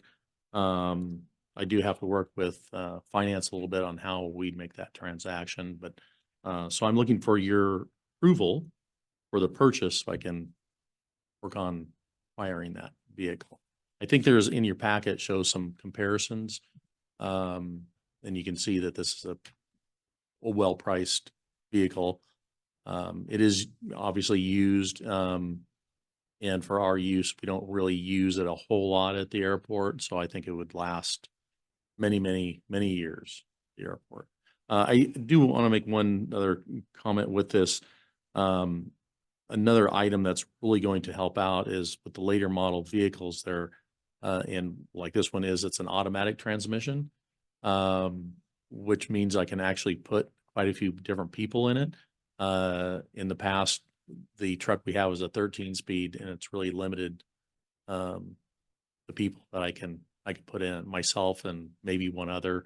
And also it's quite a bit of damage to the truck and clutch and things trying to get people learning to operate that. So anyway, it would just be heads and shoulders above the equipment we have today. So Yeah, it looks like a good truck, and I'm pleased it's not from Wisconsin and a lot of those back areas back there. So they use a lot of salt, and I've seen a lot of trucks come from there.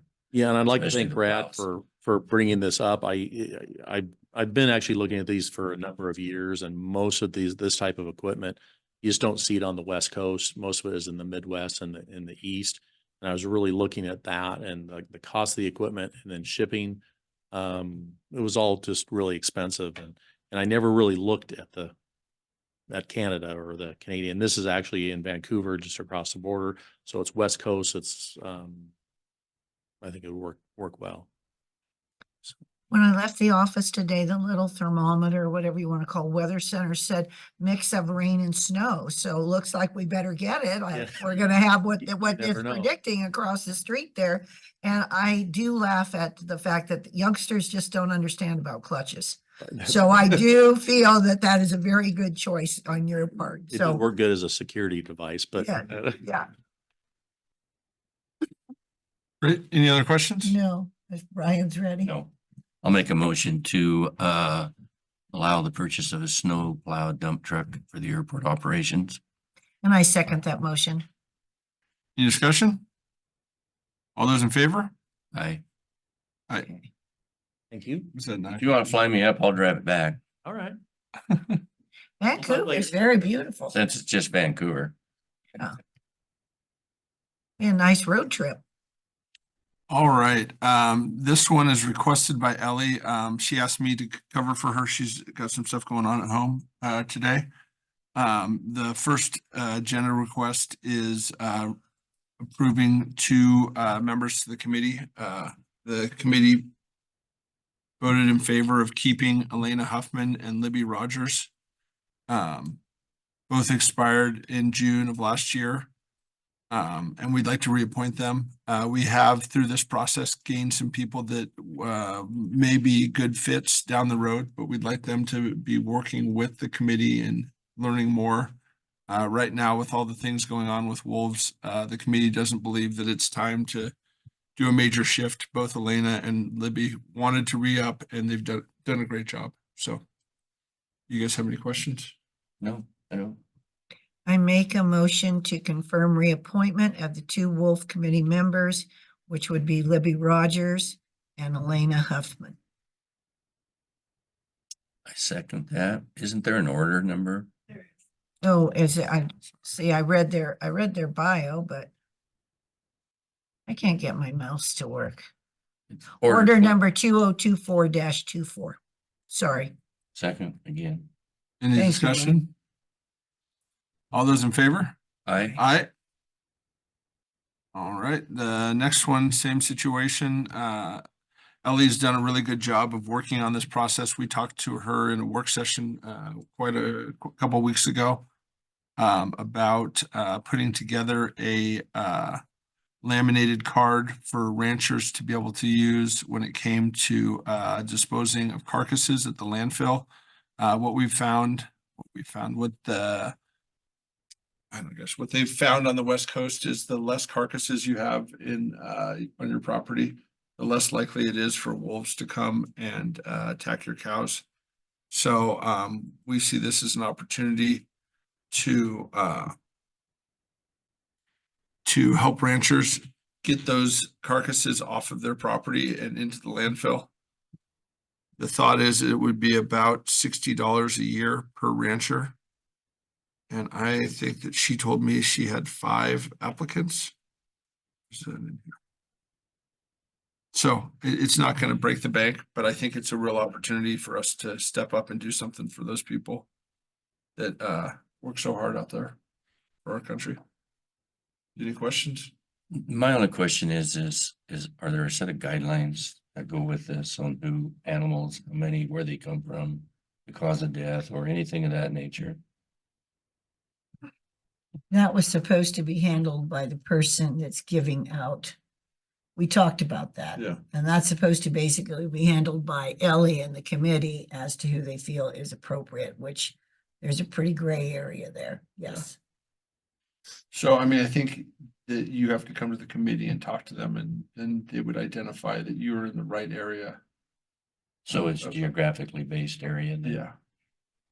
That's one of their. I don't know that it's geographically based. I think it's Crook County, but that they have to feel that you have a validity to your request. So you're just not, you got the old horse out there and he died and you're just not hauling him in. I mean, that was my impression. But again, you would have to go to the committee and they would be the ones that would kind of You'd have to make a feel case that you were justified. Yeah. and say this. So there is a wolf gray. area. This is this is the bordering wolf area. Do you have enough animal?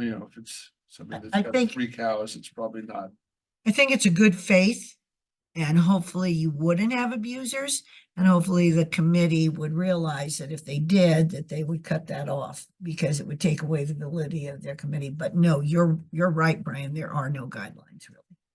Yeah, and I'm more concerned about, people that, that would go and take them and then they would be refused the card or, and then we have this beef between everyone and where it's just a direct kind of a half a page policy will just keep people from fighting with each other or being mad because Yeah, that's fair. their neighbor didn't got to do it and I didn't get to do it and that he saved $60 and if you've got 10 that you do that's or I'm just saying I it can totally- get rather expensive and Yeah, I totally agree with you. I mean, as Polina, are we going to bring them in here? No. probably not. Cost us way more in gas, so I totally agree with you that this could be abused. And so if you want, we can just go back and say that we would like attached to this a few guidelines of to how they're going to select them. I don't have a problem with that Totally at fine all. with that. So do we want to just do that? Yeah, and I will, agree to pass it based on the contingency that they Oh, okay. make If we'd something like to that submit. let's have a judge, Guideline. not a judge, but let's have someone look at it and make sure it keeps us out of fighting and out of trouble. And that would probably be one of you two gentlemen. You up to that?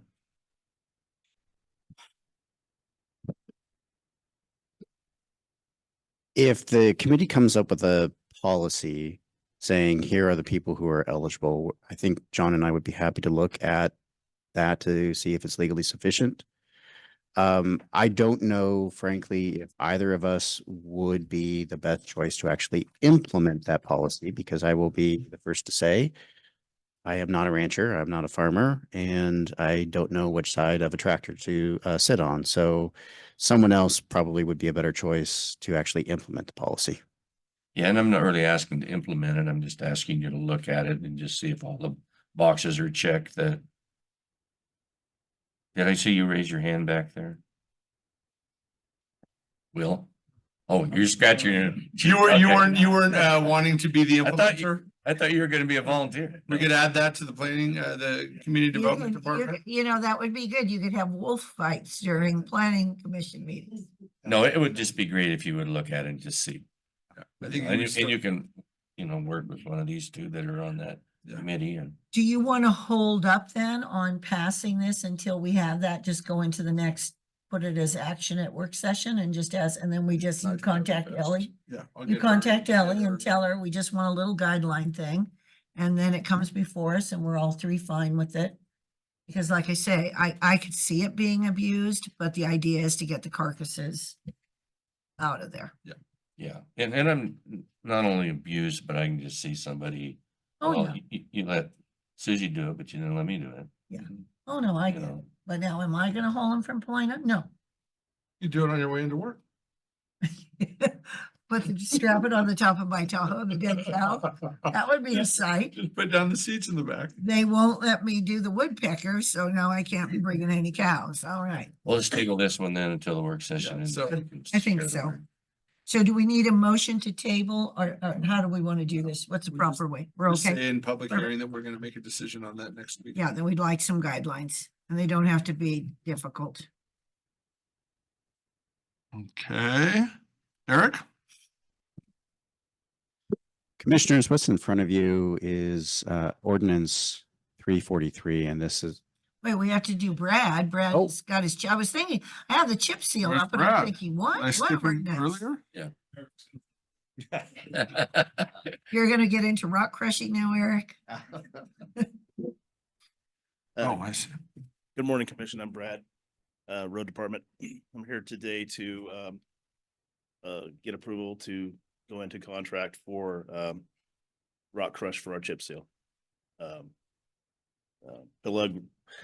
Pelagero Rocks and Stone come in at the lowest bid. We had three bids. They come in at the lowest at 144,000 even, so. All right, Brad. So I'm asking to go into contract with them. So how, I mean, are they an established business? Are they bonded? Have you Yes, looked they at are. their rock? John looked at the contracts and all the contracts are in line. The rock, we're gonna have to get a test on the rock before we go totally into contract. Okay. We need to go in contract to get that, so. Okay, And so Commissioner, for your question, this is not a public improvement contract, but since it's a fungible good like rock, the award was based on who was the lowest qualified bidder. And everything that was submitted was compliant, and so Bulgaro Rock was responsible and responsive, and they had the lowest bid. Okay. So I would, I guess, recommend a motion to award the contract, road department contract 2024-02 to Bulgaro Rock and Stone Co. LLC, total price of $144,000, and to sign the contract out of court following the bid protest period. so moved. Second, Any discussion? All those in favor? Aye. Aye. Aye. Now we can go to. Now we can do what you. Thank you. want to do, Eric. Thanks, Brad. And thanks, John. Thanks, Brad.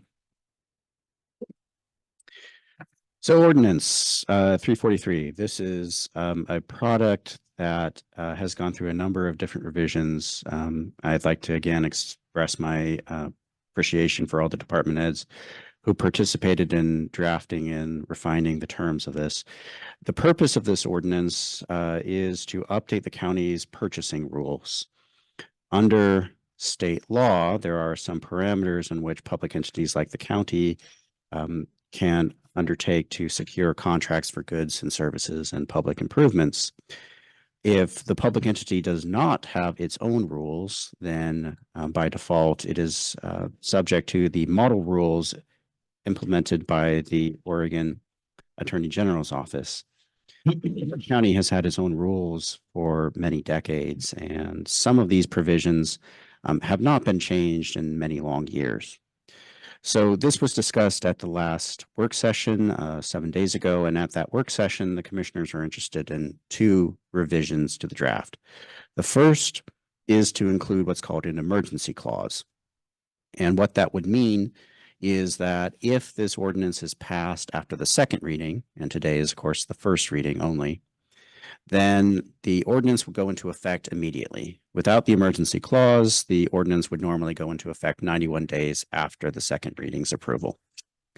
The second change is focused on section 3.12.045, which has to do with the approval of grants. Under the county's existing rules, only the county court or the Board of Commissioners could approve grants. That is regardless of the dollar value. The commissioners were interested in having a provision added to this for what I'll call negative consent. So if there is a document that is called a grant that would normally be considered a contract under these rules, the department head for whom that grant is sought will present a report to the commissioners and the county administrator. And then those individuals would have 7 calendar days to review that grant and the accompanying report. The report would describe the amount of funding that would be provided by the grants, if there is any sort of contribution from the county, so matching funds, the purposes for which the grant would be used, a description of any policy, practice, or rule which the county would be required to adopt if it accepts the grant, and any required or prohibited public statements, which are a condition of receiving the grant funds. Those individuals have 7 calendar days to review the report and the grant. And if one of those individuals would like this grant to be considered at a Board of Commissioners meeting, then they would inform the department head and the matter would be placed on the agenda for a forthcoming meeting.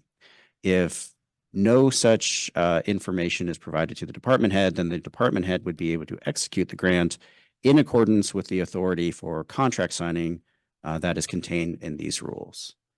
So just as an example, I feel like I'm picking on the library a bit, but the library has a number of grants which are comparatively small value. So $2,500, $3,600. On our existing rules, even though those are very small agreements, they have to be presented to a Board of Commissioners meeting. Whereas much larger contracts may not need to be. And there was concern that that just created an artificial roadblock for comparatively small projects.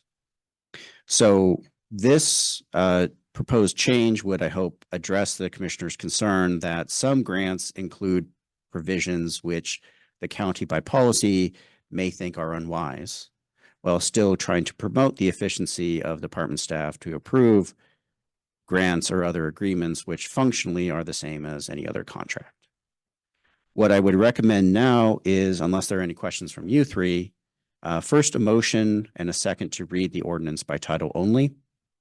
Assuming that's approved, then to open a public hearing and see if there are any members of the public, either in person or online, who would like to provide any sort of testimony or insight into the ordinance. So moved. I second it. Any discussion? All those in favor? Aye. Okay, we'll open the public hearing. That's not what you're here for, Mike? All right. Anybody online? Just do the little hand raise. A lot of public input on this policy. All right, we will now close the public hearing. And do we then do a second public hearing? So what I How would does that recommend work? for this is we'll put it on the agenda for May 15th, for the second reading. Okay, And if there are any sort of changes between now and then, we can address that at that meeting.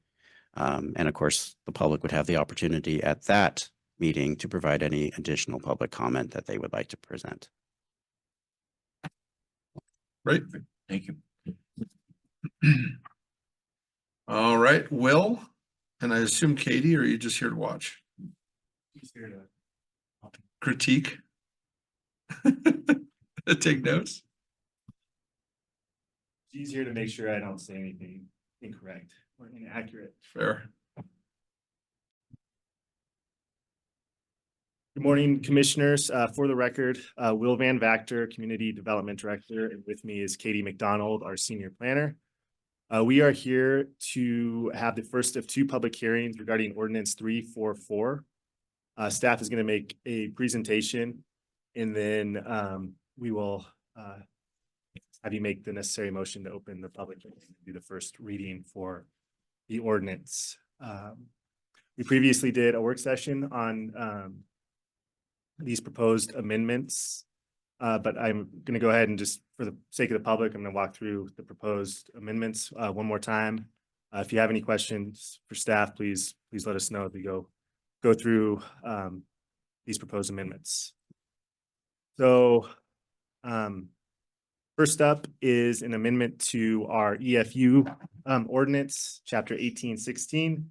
This is the addition of the farm brewery use. Every once in a while, the state legislature will allow counties to permit additional uses on EFU ground. I think we're up to something like 60 allowed uses now on EFU ground. So in 2019, the legislature allowed farm breweries pursuant to Senate Bill 287. This proposed language is more or less straight out of that Senate bill. So it's consistent with state law. I did notice this morning, as I was reviewing this again this morning, that there's a couple of subheadings that need to be renumbered so that it flows correctly and is consistent with the state statute.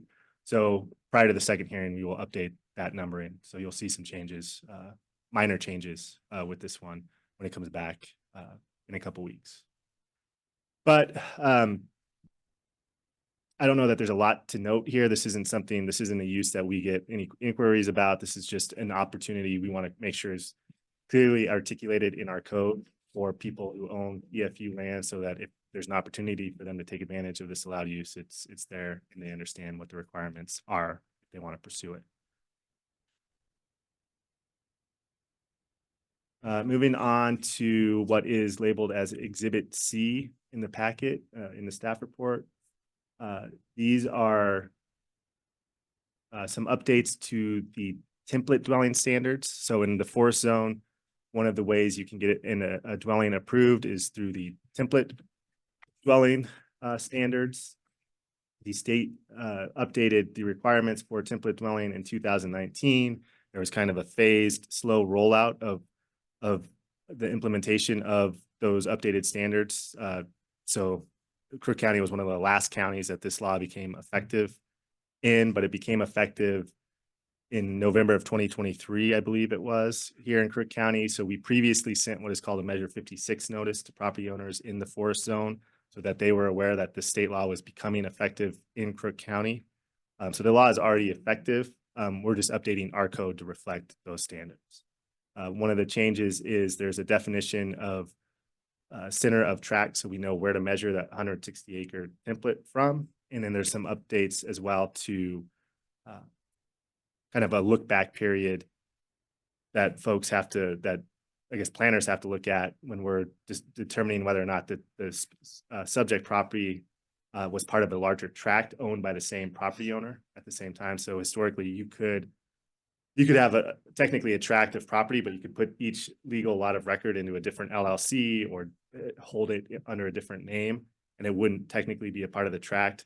Now we have to look back to what the status of property ownership was in 2019 when determining that. So you can't come in after the fact and change property ownership to try and break your tract up, because you can only have one dwelling per tract. So you couldn't break up multiple tax lots and have multiple dwellings. You can't anymore. So that's another one of the changes. Again, this stuff became effective last year. This is just an update to reflect state law. Exhibit D, page 11 of 25 of the staff report, is the first of several exhibits relating to the accessory dwelling unit standards that the county is now in a position where it can adopt under state law. So as we discussed last time there, or at the work session there, the state allows now counties to permit accessory dwelling units in rural residential zones. So previously we could only allow accessory dwelling units inside the urban growth boundary, and then obviously inside city limits as well. But in 2021, the state passed a law allowing ADUs. That initial bill was tied to the wildfire risk map. There's issues with the wildfire risk map. So in 2023, they decoupled that requirement from the ADU bill, making it so counties can pursue or approve ADU implementing language in their codes, notwithstanding the issue with the wildfire risk map. So there's some requirements that come along with that, you know, there's some give and take, but notwithstanding the fact we don't have the wildfire risk map, we are now in a position where we can allow ADUs in our rural residential zones. I do want to highlight a couple of differences between the state standards, that the minimum standards that the state requires for ADUs and where the planning commission's recommendation and staff's recommendation as well kind of varies a little bit. So as I noted, ADUs can be permitted in any rural residential zone. The recommendation at this time is not to allow ADUs in all rural residential zones in Crook County. At this time, the recommendation is the Powell Butte area and the R5, R10, and Powell Butte residential 20 zone, the PBR 20 zone. So there's only three zones that ADUs will be initially allowed in. And along with that, there's kind of the code language that we're proposing includes a kind of geographic constraint on that, just making it so that, because some of those zones extend outside of Powell Butte. So there's some language in there that limits the ADU allowance to the Powell Butte area. In addition to that limitation, the recommendation is also to require that the property be at least 5 acres. State law would allow the county to allow ADUs on rural residential properties that are 2 acres, but the recommendation is to make that 5 acres. For now, as we discussed last time, there's a couple of reasons for these recommendations. There's, you know, high level, there's a lot of uncertainty in terms of how this is going to impact the county, how's it going to impact water, how's it going to impact transportation. And so we kind of want to, the thought is to kind of roll it out slowly, see how what the impact is, and then go from there. It's much easier to add uses than it is to take them away. So if we were to just kind of allow ADUs everywhere and allow them on smaller parcels, we may encounter problems in 2 or 3 years that we didn't anticipate. And with other growth issues going on right now in terms of transportation, uncertainty regarding the wildfire risk map, all of that, it just seemed appropriate at this time to be a little bit cautious with the rollout of ADUs. So moving on through the. Are they still stuck on the 100 feet from the building? That's a state requirement, yeah. So Is there, we could require them to be closer. but never, no, you can't allow them to be far. I just had a conversation recently with a citizen. They were interested in looking into it, but then when I told them the 100 feet, they were like, really? Like, how are we gonna? And it's the same septic and everything Yeah. too. See, I think that's the basis of it. Right, Will? I think It's same septic, I thought, I don't. or no? I think so, but I think you can have a pipe as long as you want, right?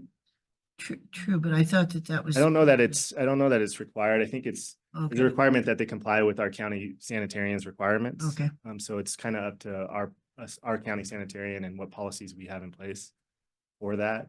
For the most part, 100 feet, you know, you're probably going to end up sharing a septic system, and you know, we're not real keen on multiple septic systems. Although if you have 2 dwellings, legal dwellings, then some of the concern about multiple septic systems goes away. But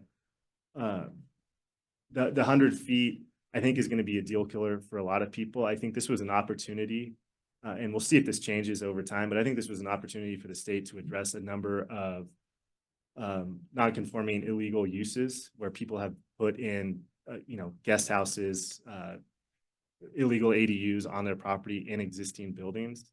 And in, you know, a number of them, you know, a shop isn't always going to be 100 feet from a house, right? So when a shop gets converted to an ADU, it might be 150, 200 feet away from a house.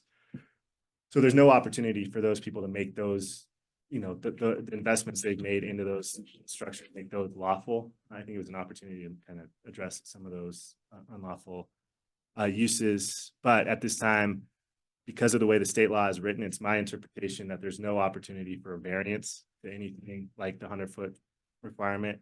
We've tried to maximize what that 100 feet looks like by, you know, measuring from corner to corner, not, you know, from the center of the ADU and stuff like that. So we've attempted to make that 100 feet as reasonably large or long as possible. But it will be a deal killer for a number of people. And actually in California, they've been doing this for a long time. They've even done it in subdivisions with 1 acre parcels, and it can be done very, very nicely where you don't even really realize it's an ADU until, you know, it can be done extremely nicely. Helps with housing, helps with elderly parents. There's a lot of benefits to it.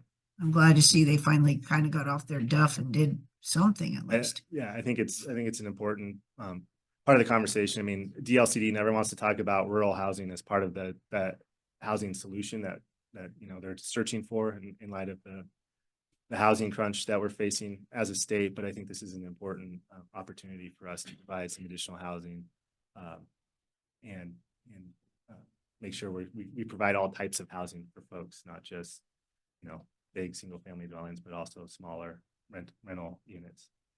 So just quickly walking through some of the standards that will apply. Again, we're talking about 3 of the rural residential zones here in the county. If you go to page 15 of 25 in the staff report, subsection B, starting in about the middle of the page, lists all the applicable standards that somebody will need to comply with when they submit the application. One of the things I want to note about what has been at the forefront of staff's mind as we've been preparing and drafting this language is we really want this to be a ministerial decision. We do not want this to be a land use decision requiring us to send notice, use discretion. We really want it to be a check the box kind of review like we do for site plan reviews in a rural residential zone or new single family dwellings or accessory structures. So the goal was to try and draft language that that required us just to kind of make sure the information was there, double check the objectives like setback. But the goal is not to have us weighing evidence making a land use decision.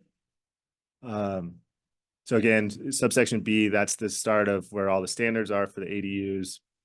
5 acre minimum. There has to be a single family dwelling on the lot. Here's the language regarding the on-site septic. The ADU complies with the applicable laws and regulations relating to sanitation and wastewater disposal and treatment. So that's just going to be our county sanitarian looking at the DEQ rules and making sure that there's compliance.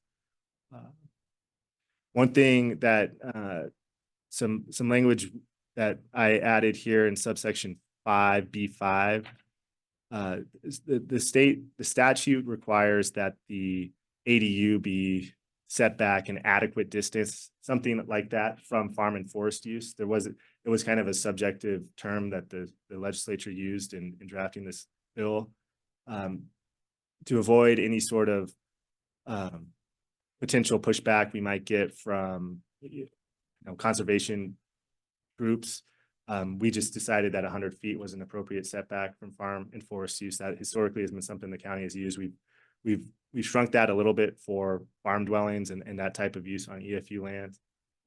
But if somebody has rural residential land that abuts a farm or forest use, so some EFU lands, the ADU would have to be at least 100 feet from that farm or forest use to avoid any conflict with that use.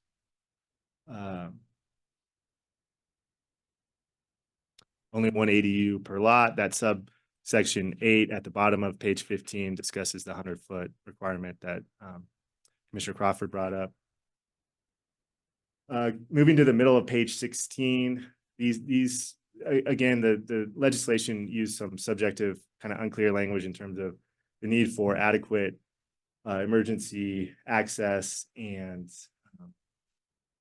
kind of a safe spot to go in the case of a wildfire. So we worked with Crook County Fire and Rescue to come up with language that we felt would allow us to not put too much of a burden on Crook County Fire and Rescue as far as their review goes, not put too much of a burden on staff, planning staff as we reviewed it.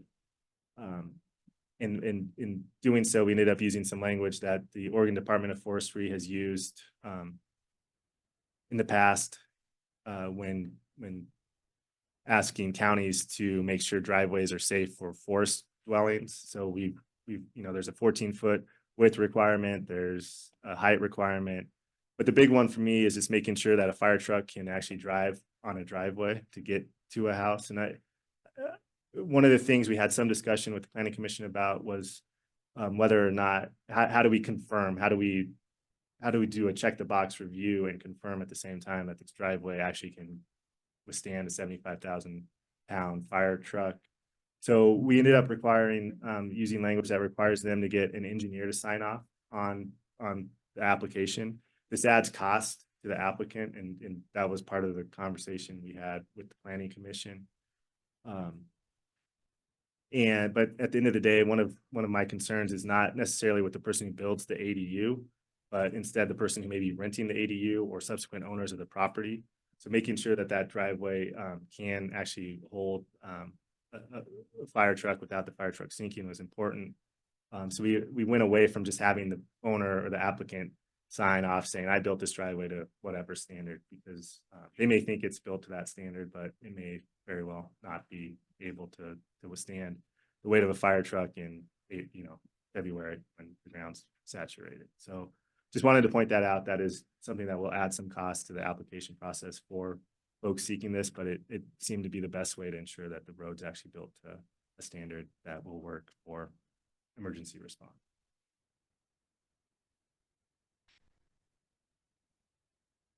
And then just finally, just a note, as I noted earlier regarding ADUs, the legislature decoupled the wildfire risk map requirement from the ADU bill, but there's still a requirement that until that wildfire risk map is adopted, that all ADUs built have to be built to that higher building code standard, the R 327 standard. So until that wildfire risk map is built, all ADUs will have to be built to that standard, even if ultimately it turns out that they're in a moderate or low risk area. Once that map is adopted, though, folks they may not have to build to that standard if they're in one of those lower risk categories. So anyways, that's a lot of information on ADUs, but I think it's a neat opportunity for the county. And I suspect we're gonna need some questions and inquiries once it's adopted and we start implementing it. And with that, I will turn it over to Katie to discuss the lighting standard.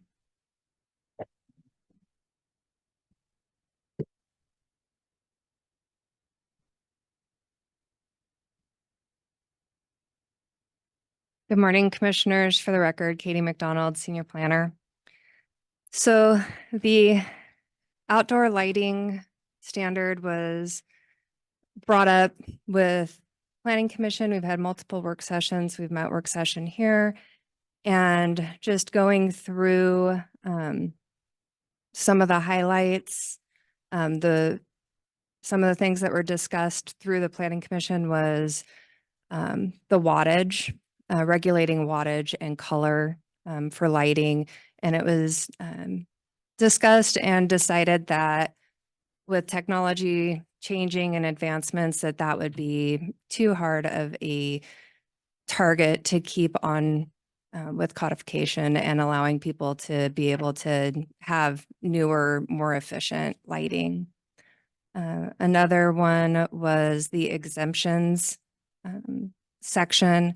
And the commissioners really felt that anytime there was a change or a new use to the lighting, that those would be in compliance with this. So if they were if something was already existing and they were changing out their lighting, or there was a new use coming in, that it would meet these standards of being shielded and downcast. One thing that was not discussed at the planning commission stage is the sectioning of the outdoor lighting. So should it be a standalone section in the code, or should it be underneath of the supplemental section of the code? So we have a supplementary provisions area, and staff is included in this, that it be a standalone section for ease, so that folks looking at the code will easily see where that outdoor lighting section is. So that is something that wasn't discussed.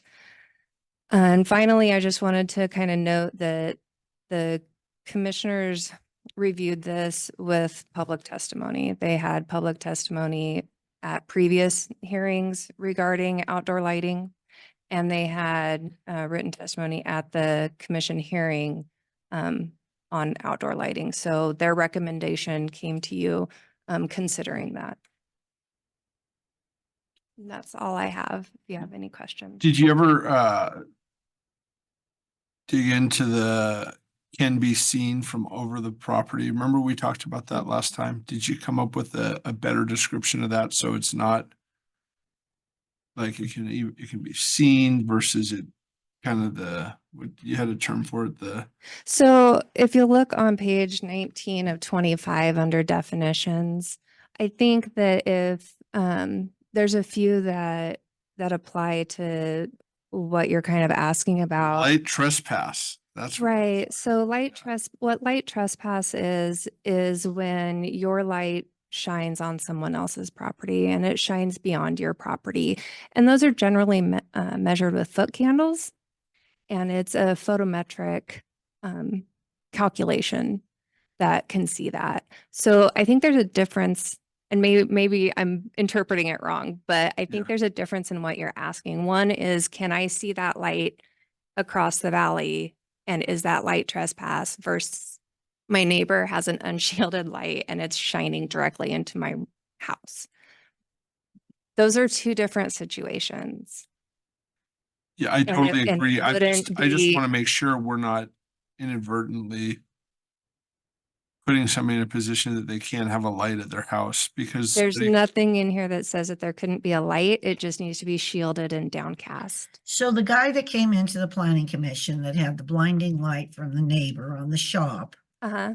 could he now go back and cite this and no, he couldn't, can he? Because it's already there and it's been there. I took it, I can't remember how long it had been there. Do you remember who I'm talking about? Yeah, I do remember. So he couldn't come back now and say, hey, you have an ordinance, this is light trespass. He could file a compliance for a nuisance, because one thing that this does do is it provides a path for folks if there is a nuisance. Okay.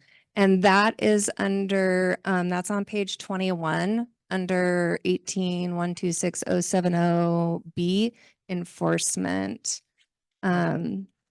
So he could do that. If it's a Yeah, public okay, nuisance. okay. Right? Like if you have a neighbor whose Yeah, the right. light is coming into your house. Yeah, and that is kind of what was happening with that guy, remember? Yeah. And it was blinding Mhm. and we had nothing to help him with. Correct. So this would be a path at least he could go to. At least it would start the conversation through the compliance officer, Okay. right? Yeah, I'm just super concerned that it's not specific enough because I would say that there's a lot of people in Juniper Canyon that would consider the Facebook lights a nuisance, and I know that that's going from the city to the county. So it's not specific because we don't control what's inside the city limits. But I just, I think it needs to be a lot more specific of like, what does that mean? Is it the actual? But it's not shining on him. I mean, it's there. I mean, I can see the Facebook lights, but it's not shining on. It's not like the guy with the shop, and it was shining like it, I think, Yeah. into his front Means window. light emitting from a light fixture which falls beyond the property on which it's installed. I mean, that light is, I mean, I'm you just can saying, see it, but it isn't really I don't know. I don't know how to answer that, I guess. It's not trespassing on my property from Facebook's property No, to you- your property, and No, that's you what can that, see I it. think that's what that means. The other is the, Part of the reason you can see Facebook also is of the elevation. They're downward shining, but you're seeing them because it's up on a hill. I'm not, I I'm don't- just saying. Yeah, I don't know how When you- I read that, it doesn't, like, I don't truly understand what that means. I mean, we have opinions on what that means Yeah. and we believe we know what that's saying. I don't know how you I just get think it's around it. super important that we're specific about it. So if I understand, I'm not a foot candle expert. So, How but come? I understand, but I understand that, so like light trespass is intended, like you would actually have the light, you'd be lighting up, you can stand Yeah. in the light and create a shadow. kind of Yes. thing. So it's measurable light, versus, seeing Facebook from Highway 380 as you're coming into town. Like that, Yeah. that's not intended to be a trespass. So to address Commissioner Crawford's concern, that we may be able just to come up with a little language to add to the definition of light trespass that just says something along the lines of, some, you know, the light can be measured in foot candles. I don't know exactly how it would be worded, but something just to clarify. We're not talking about just some light you can see across the valley, but Yeah. it's actually like creating a shadow, or if you stand in it. We can try. Yeah, I just think that would be helpful, so you don't have Everyone from Juniper Canyon? frivolous, you know, I guess frivolous or not, but you know, you have Well, and again, conversations about, you know, did point there's- out that that's not the county's area to regulate. Yeah.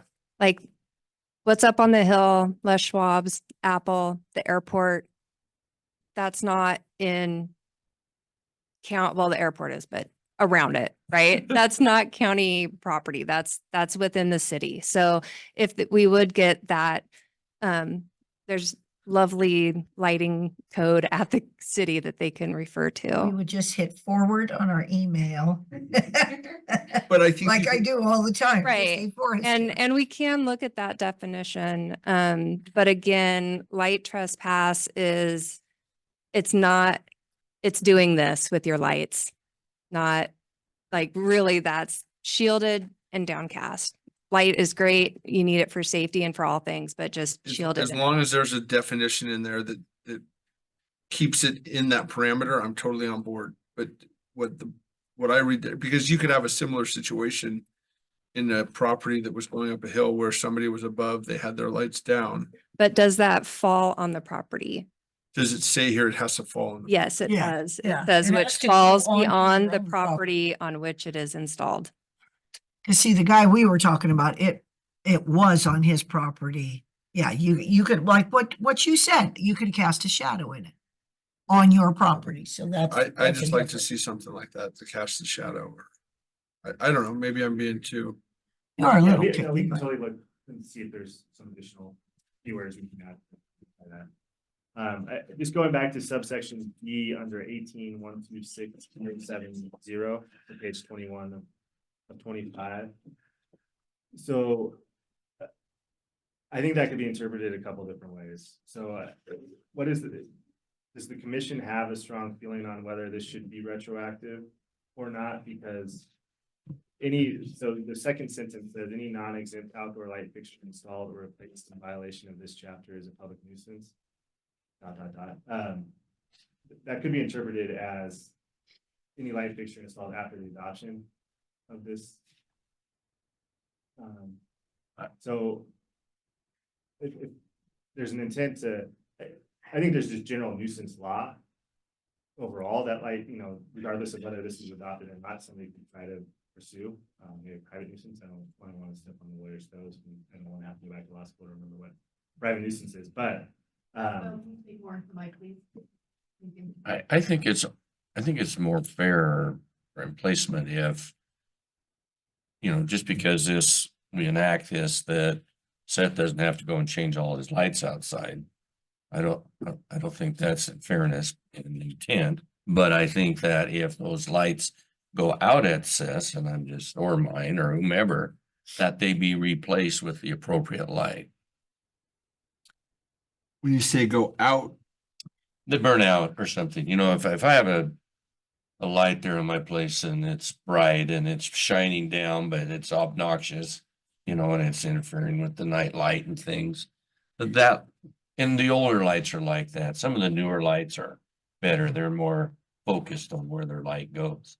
So I would say at that time that you would probably be wise to replace it with a more appropriate light.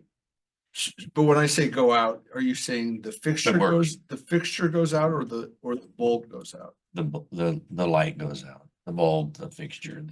So I think Whatever the it is. bulb is a lot different than the fixture, because I think it costs a lot more to replace a fixture than it does a bulb. You know what I think is, I think we have a really good planning commission and they approved this, and I think they talked about all of this. So I think I'm comfortable. I'll go with that. We have to have faith in who we have. So are we making And I think everybody that all redo their this- lights? This was though? already talked. Yeah, about. that's all. I'm not interested in having them redo their light. No matter what the planning. Well, we I mean, it's already- gonna fall under, But we had already Late. talked about that, Katie, because remember I said to you, if I built a shop, I would have a downward facing light, but if I was in a house that had lights that went everywhere, I didn't have to replace them only the shop, right? That was a question I had the last time you brought this here, and you said you went with me. Right. So if you look at sub A under that administration and enforcement, I think that, so after we had that discussion, Susie, I went Sure. back and Commissioner Hermer and looked at it and for all new and existing outdoor light fixtures on property that is subject of an application for a development permit. So I think there's a difference between that development permit. So if you're developing your property and you're coming in, there's going to be a level of meeting the outdoor lighting standard, right? So, and that can just be, yeah, I have downward facing already shielded lights on my house and I'm building an accessory structure and we're putting down facing lights on there. But it's the development permit, not the building permit or a plumbing permit or a mechanical permit that's going to trigger that outdoor lighting. But I'm sorry, Katie. I still remain a little bit unclear to Commissioner Hermerich's question about the gentleman who came into planning commission and had the Yeah, neighbor like. you remember who I'm talking about. Yeah. And so in that circumstance, there wouldn't be any sort of development action, but could the neighbor file a code enforcement complaint even if there's not a development? I think so, because that's under, The nuisance thing. so there's two different things. Because the way it was, he couldn't do anything. We just listened to him and sent him on his way. But this way, according to Katie, he could file a nuisance and then they look, and then yes, he would have to, because he is basically what's shining the light into the other guy's house. I mean, I know that Gary and I have the same kind of concern, so I'm pretty appreciative that you guys went over this. This is a first reading of the Yes, hearing. yeah, So we another will hearing. come back for this, and this is, That's we'll something we put- can tweak between now and then. we can come back with specific. Okay, perfect. I'm totally fine with To that. identify each of those concerns. Maybe just think about it a little bit more, because you know what the intent is. Yeah. Yeah, I don't want this to change and have somebody be required to change all their lights. And I don't, if they, unless they do a major change, this is me speaking, not everybody. Unless they do a major change on their property, I don't think they should be required to have to do new lighting on their entire structure. No, And is that what we're talking about? In theory, if somebody files a complaint, if there's a neighbor dispute, it could turn into that, Yeah. right? That would be my. Well, let's But be then- careful that we don't. But under the permit of doing it, they would have to comply with that permit and that would be the surrounding area. So if they want it bad enough, then they're gonna have to make the change. And that's pretty evident, I would think. And shielded and downcast is not new. This is not new, like most places you're gonna have, they're already gonna be in compliance. Yeah. So, but we'll definitely take a look at that. So commissioners, procedurally, here's how I might recommend. I'm sorry, were you finished with the staff report? Two more quick things. Oh, I'm sorry. Okay. Thank you, Eric, but I appreciate you being on it because I don't want to forget. So just quickly, page 22 of 25, exhibit I. This is just an update to the Juniper Acres purpose statement. We've discussed this a couple of times. The intent is just to reflect past and current planning practices, not to change anything, not to create additional development rights or take any development rights away. It's just to clarify lawful development can go through certain processes to get building permits. It's not that all building permits are precluded. So just to clean up there. Exhibit J, this just relates to transmission towers. If you look at page 24, 25, you can see the correction there about less than a quarter of a way down the page.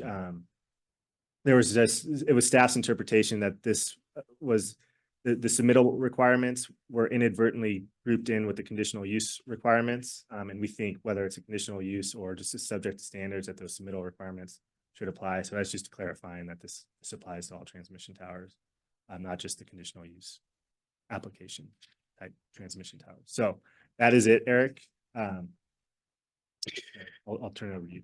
So because this was advertised as a first reading, I think the commissioner should go ahead with the public hearing that we had today. My first recommendation is that the commissioners approve a motion to read the ordinance by title only, then open the public hearing, see if there's any public comments, close the public hearing. Between now and the second reading, there can be changes to the ordinance. And what would happen at that second reading is those changes between this version and the new version would be read aloud on the record. So we do not need to start all over again with a brand new first reading, although I suppose the county could. So moved. Second. Any discussion? All those in favor? Aye. Aye. Okay, so we will open a planning or open a public hearing under And can we take a text amendment, what's that? take a 5-minute break once you do your deal? Yeah, I think that's the plan. Text amendment 217-24-0000-16 planning. And ordinance 344. Anybody in the room? Anybody on the phone? Okay, we will close the public hearing. We good? Yeah, can we take our break now? Yeah, or do I we have just to want to make sure we don't have to, do we have to approve anything or? No, so we'll schedule this for a forthcoming meeting for the second reading. Make sure that there are clear presentation as to what has been changed so that both you and members of the public can see the difference between this version and the new version. Thank you so much. Might be difficult though, I think. Sarah, can we do a 5-minute break? Yeah. Okay. Perfect. Thank you very much.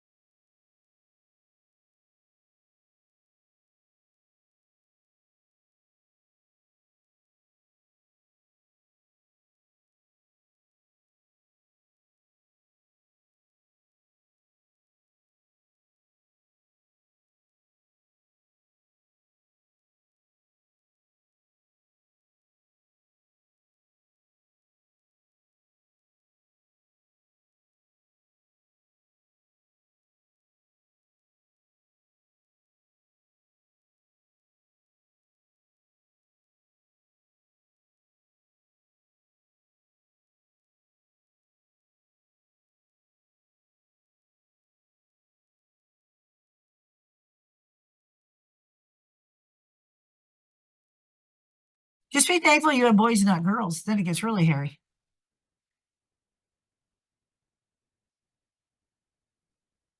Anything, Andy? Yeah, two items, real quick. Did we do your Jamie, thing?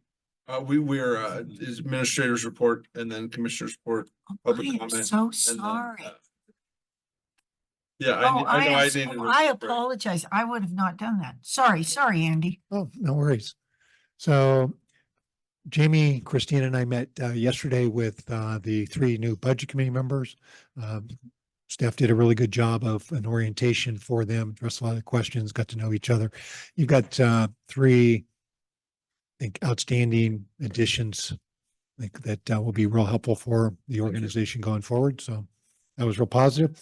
And then an item that requires immediate action, something we didn't get, Kelly didn't get until yesterday. Has to do with about $150,000 worth of money from the state and needs approval from you for him to go ahead and sign. So I'll let him explain what that is. I think Sarah's got a map to throw up on the screen to help him explain it. That's all I had. Good job, Kelly. Well, thanks for allowing me to get this slipped in.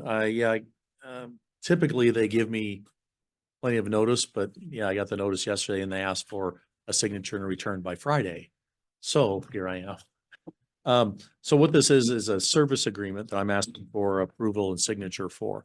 So this is the Oregon Department of Aviation's PMP, or Pavement Maintenance Program. This program's been around for a lot of years. What this does is revenue generated from aviation fuel creates a fund to support Oregon airports and pavement maintenance. There is a 10% match that the FAA pays for this, basically covers our match for that. And what it does, it supports airports in Oregon. So the last time they were here was probably about 5 or 6 years ago. Typically, it's about 3-year turnover when they come through our airport and do maintenance. So this is a little bit of deferred patching and things that they're doing. It's a great program. One of the things I was mentioning to Andy is this actually supports us in some of the areas that with our new lease program, we take responsibility for a little bit more asphalt around some of the hangars. So within this program, they'll be doing some patching, some things that will actually save us some money. With this program also, we have a contractor that'll be on site. So I have a little bit of money in the budget for our own pavement maintenance in areas that they do not cover. So my plan is to piggyback on them already being on our airport and to take care of some of our own maintenance needs, asphalt maintenance needs while they're on the airport. So it's a great program. Now the map you see up there is the whole airport, and obviously all the asphalt on the airport. It's quite a bit. That map I found from it was the old version. Actually I finally got the new one, but those are all the areas that they've inspected. This goes anything from a 6-inch crack to that just needs to be filled, to a crack that's wide enough that needs to be cut and patched, to pulling larger sections out and replacing, and striping. So they actually evaluate this about every other year, and then they come in every about 3 to 4 years and do this program. So all those little pieces of information are either crack seal or patching that needs to be done. On the current one, the secondary runway, that you see kind of on the top right, that's that narrow straight line. That's the runway that's going to be reconstructed this next year. So that Green highlighted versus the yellow highlighted. yeah, I think it's highlighted there. Yeah, it's green, not yellow. Is it? Okay. So that whole section will not be touched in this program for this year because it's going to be reconstructed. So anyway, it's a great program. It's over $156,000 worth of investment into asphalt, maintenance for us, which is huge. So, I'm asking for your approval and signature. I will mention one other thing. So this, just like every FAA grant, this does obligate the county to preserving the airport for public use for 20 years.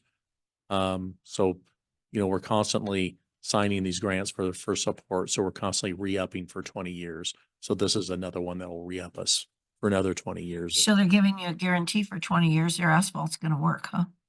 I read that and I Yeah, okay. kind of smiled to myself and I said, well, is this a guarantee they're doing that good of work? Because that's pretty good. Probably not a guarantee if you pushed them, but Do they seal over the top of it after they do their patching? Do they come back and put a seal on it or? so that's How all does that work? determined on their next evaluation. So they Okay. typically do not seal everything. They'll crack They patch. won't slurry seal then. Seems like it would be nicer looking that way. Well, so in some areas they will seal, but it's based upon the engineer's discretion when he reviews it and sees that say if the asphalt is in good condition, but it's oxidized and it's 30 years old, he might recommend a slurry seal. But I don't think we have in this program for this year, we don't have any slurry seal. Most of it's crack patching, basically. So I didn't quite get that when I read it. Do we have to match the 159 or the 159 is theirs? And what do we put in? That was the part that I was a little. There is unsure. no match. They're doing it. They're doing it. We just keep it open for 20 years. Correct. Okay. Correct. And what I mentioned earlier is so the 156,000 the state is paying, they actually 10% of that, the FAA is paying the state. Yes, yeah, I got that and I All just all wanted, that funding kind of stays in the state's realm. I just opened the gate and let them come in. I read it a couple times and I couldn't decide whether we had to match or not. I don't know why. Maybe I was having a moment. Right. Okay. In previous years, we did have a match, but now we do not have a match. Great. Yeah, thank you, Kelly. Okay. Thank you. So entertain a motion. Make a motion to sign the state's whatever it is for the asphalt patching. I'd recommend adding, designating Kelly Caulfield as county's representative to sign the agreement. So move. I second that. Any discussion? All those in favor? Aye. Aye. Okay. All right. To be clear, I can sign this and send it to them. Okay. All right, perfect. Thank you very much. Any commissioner reports? Well, what about Andy? That was his. Oh, okay. Do you have more, Andy? Oh, I'm done. The only thing I have is DEQ is coming May 7th at 2:00, which was very interesting. And they sent me a month ago, what dates work for you? And I sent back. And then Dick Simmerly called me and said, are you going to be around on May 7th? And I didn't know. And I looked at my calendar and lo and behold, it was on my calendar, but I never knew it was. So at 2:00, they're coming DEQ. I'm not sure exactly, but this Friday I have a Zoom meeting with Zavi and I will find out exactly who's coming and what the thing is. I just found it interesting that it popped up on the calendar, but I wasn't aware. This isn't the big listening session, is it? No, the listening session is still on for May 30th, 4 to 7 at the library. This is, I don't know whether this is, well, no, it isn't, because I sent a thank you note to Wyden and Merkley about going on TV and talking about that. And that was way before, the actual asking for the meeting times was way before that. So I'm not sure, but they're coming. Hey, that's good. Do you mind sharing the calendar invite with me? I will definitely share it with you. Will, like I say, I didn't even realize I had it until he was talking on the phone and I just went to look at the day of the week and here it was. There's a little communication gap here. This is like a public kind of meeting, right? This isn't just a one-on-one. Yeah, I'm thinking, I mean, no, I would call you and tell you. So yeah, no, I'll share it. Right. I'll have Brianna share it. I'm not sure that I know how to share it, but let me just phrase it that way. All right. We will now go into our public meeting. So Commissioners, meeting? regarding the executive session, the agenda lists one topic under 2H and one topic under 2B. I'm concerned that perhaps the prerequisites for the topic under 2B have not been met. So So I had legal advice, and the legal advice was for me to do a letter of concerns. And so I've done my letter of concerns that I'll pass out at that time, and then I'll discuss it. And then whether we take action is up to the rest of the board. okay, so what it sounds like then is perhaps the 2B should come off, and if that I was told to put 2B. Yeah, so let me ask this question. Under the rules of 2B, the person affected needs to have the opportunity to decide whether, Yes, it's an open hearing or not, and that is part of the thing of my item of concerns. And then I am to ask if there is a need for an open hearing at that time. I was just trying to not drag us through the dirt. yeah, so the rule there with 2B is that the person be afforded the opportunity to decide before the hearing, not during the hearing. So I'm concerned that perhaps it's premature to have that conversation under 2B. That was not indicated to me. Well, I understand you're getting sort of It was Mr. Landau that told me. yeah, you're getting two conflicting Legal recommendations. opinions, yes. My feeling on this is if the county does something wrong procedurally, there is risk to the taxpayers. Yes. So it might be helpful to postpone it to make absolutely positively certain that there aren't any procedural defects. Because even if the county makes on the merits the right decision, but uses a wrong process, the county is exposed. Well, if you would like, then I can contact the person and ask if they'd like to do an open hearing. Would you like my list of concerns now? Or would you like them, or can I wait till the executive session? So I think probably the procedure going forward is the person in question would be given not less than 24 hours time in which to decide whether to have a public session or a executive session. And that the person would be provided with a description of what it is that the concern involves. And part of that is so that the person is afforded the opportunity to marshal evidence saying, here is why that is not true. Here is why there are mitigating circumstances, or for that matter, yes, that did happen. And again, not to give any less than 24 hours notice. I can't give the specific thing that brought this forward because I'm afraid of the damage it will do to the two employees that have confided in me. So I'm not quite sure how to do that. I can give the list of concerns. So what I would recommend from here is maybe I can meet with you after the Okay. meeting. We can talk about Okay, but some procedures. okay, then I want to schedule it though for next week, definitely. Okay. But So, it's serious and it affects our county very deeply because of our employment. okay. So then I think the only matter left on the agenda for the executive session is the item under 2H. Is that correct? I don't know what's under 2H, so. Okay. Okay. You want to read into that? So I think we can read in under 2H only. Crook County Board of Commissioners will now meet in executive session under ORS 192-6602H for the person consulting with counsel concerning the legal rights and duties of a public body with regard to litigation or litigation likely to be filed under ORS representatives of the news media and designated staff shall be allowed to attend the executive session. All other members of the audience are asked to leave the room. Representatives of the news media are specifically directed not to report any deliberations during the executive session, except to state a general subject of the session as previously announced. No decision may be made in executive session. At the end of the executive session, return to open session. Welcome the audience back in the room.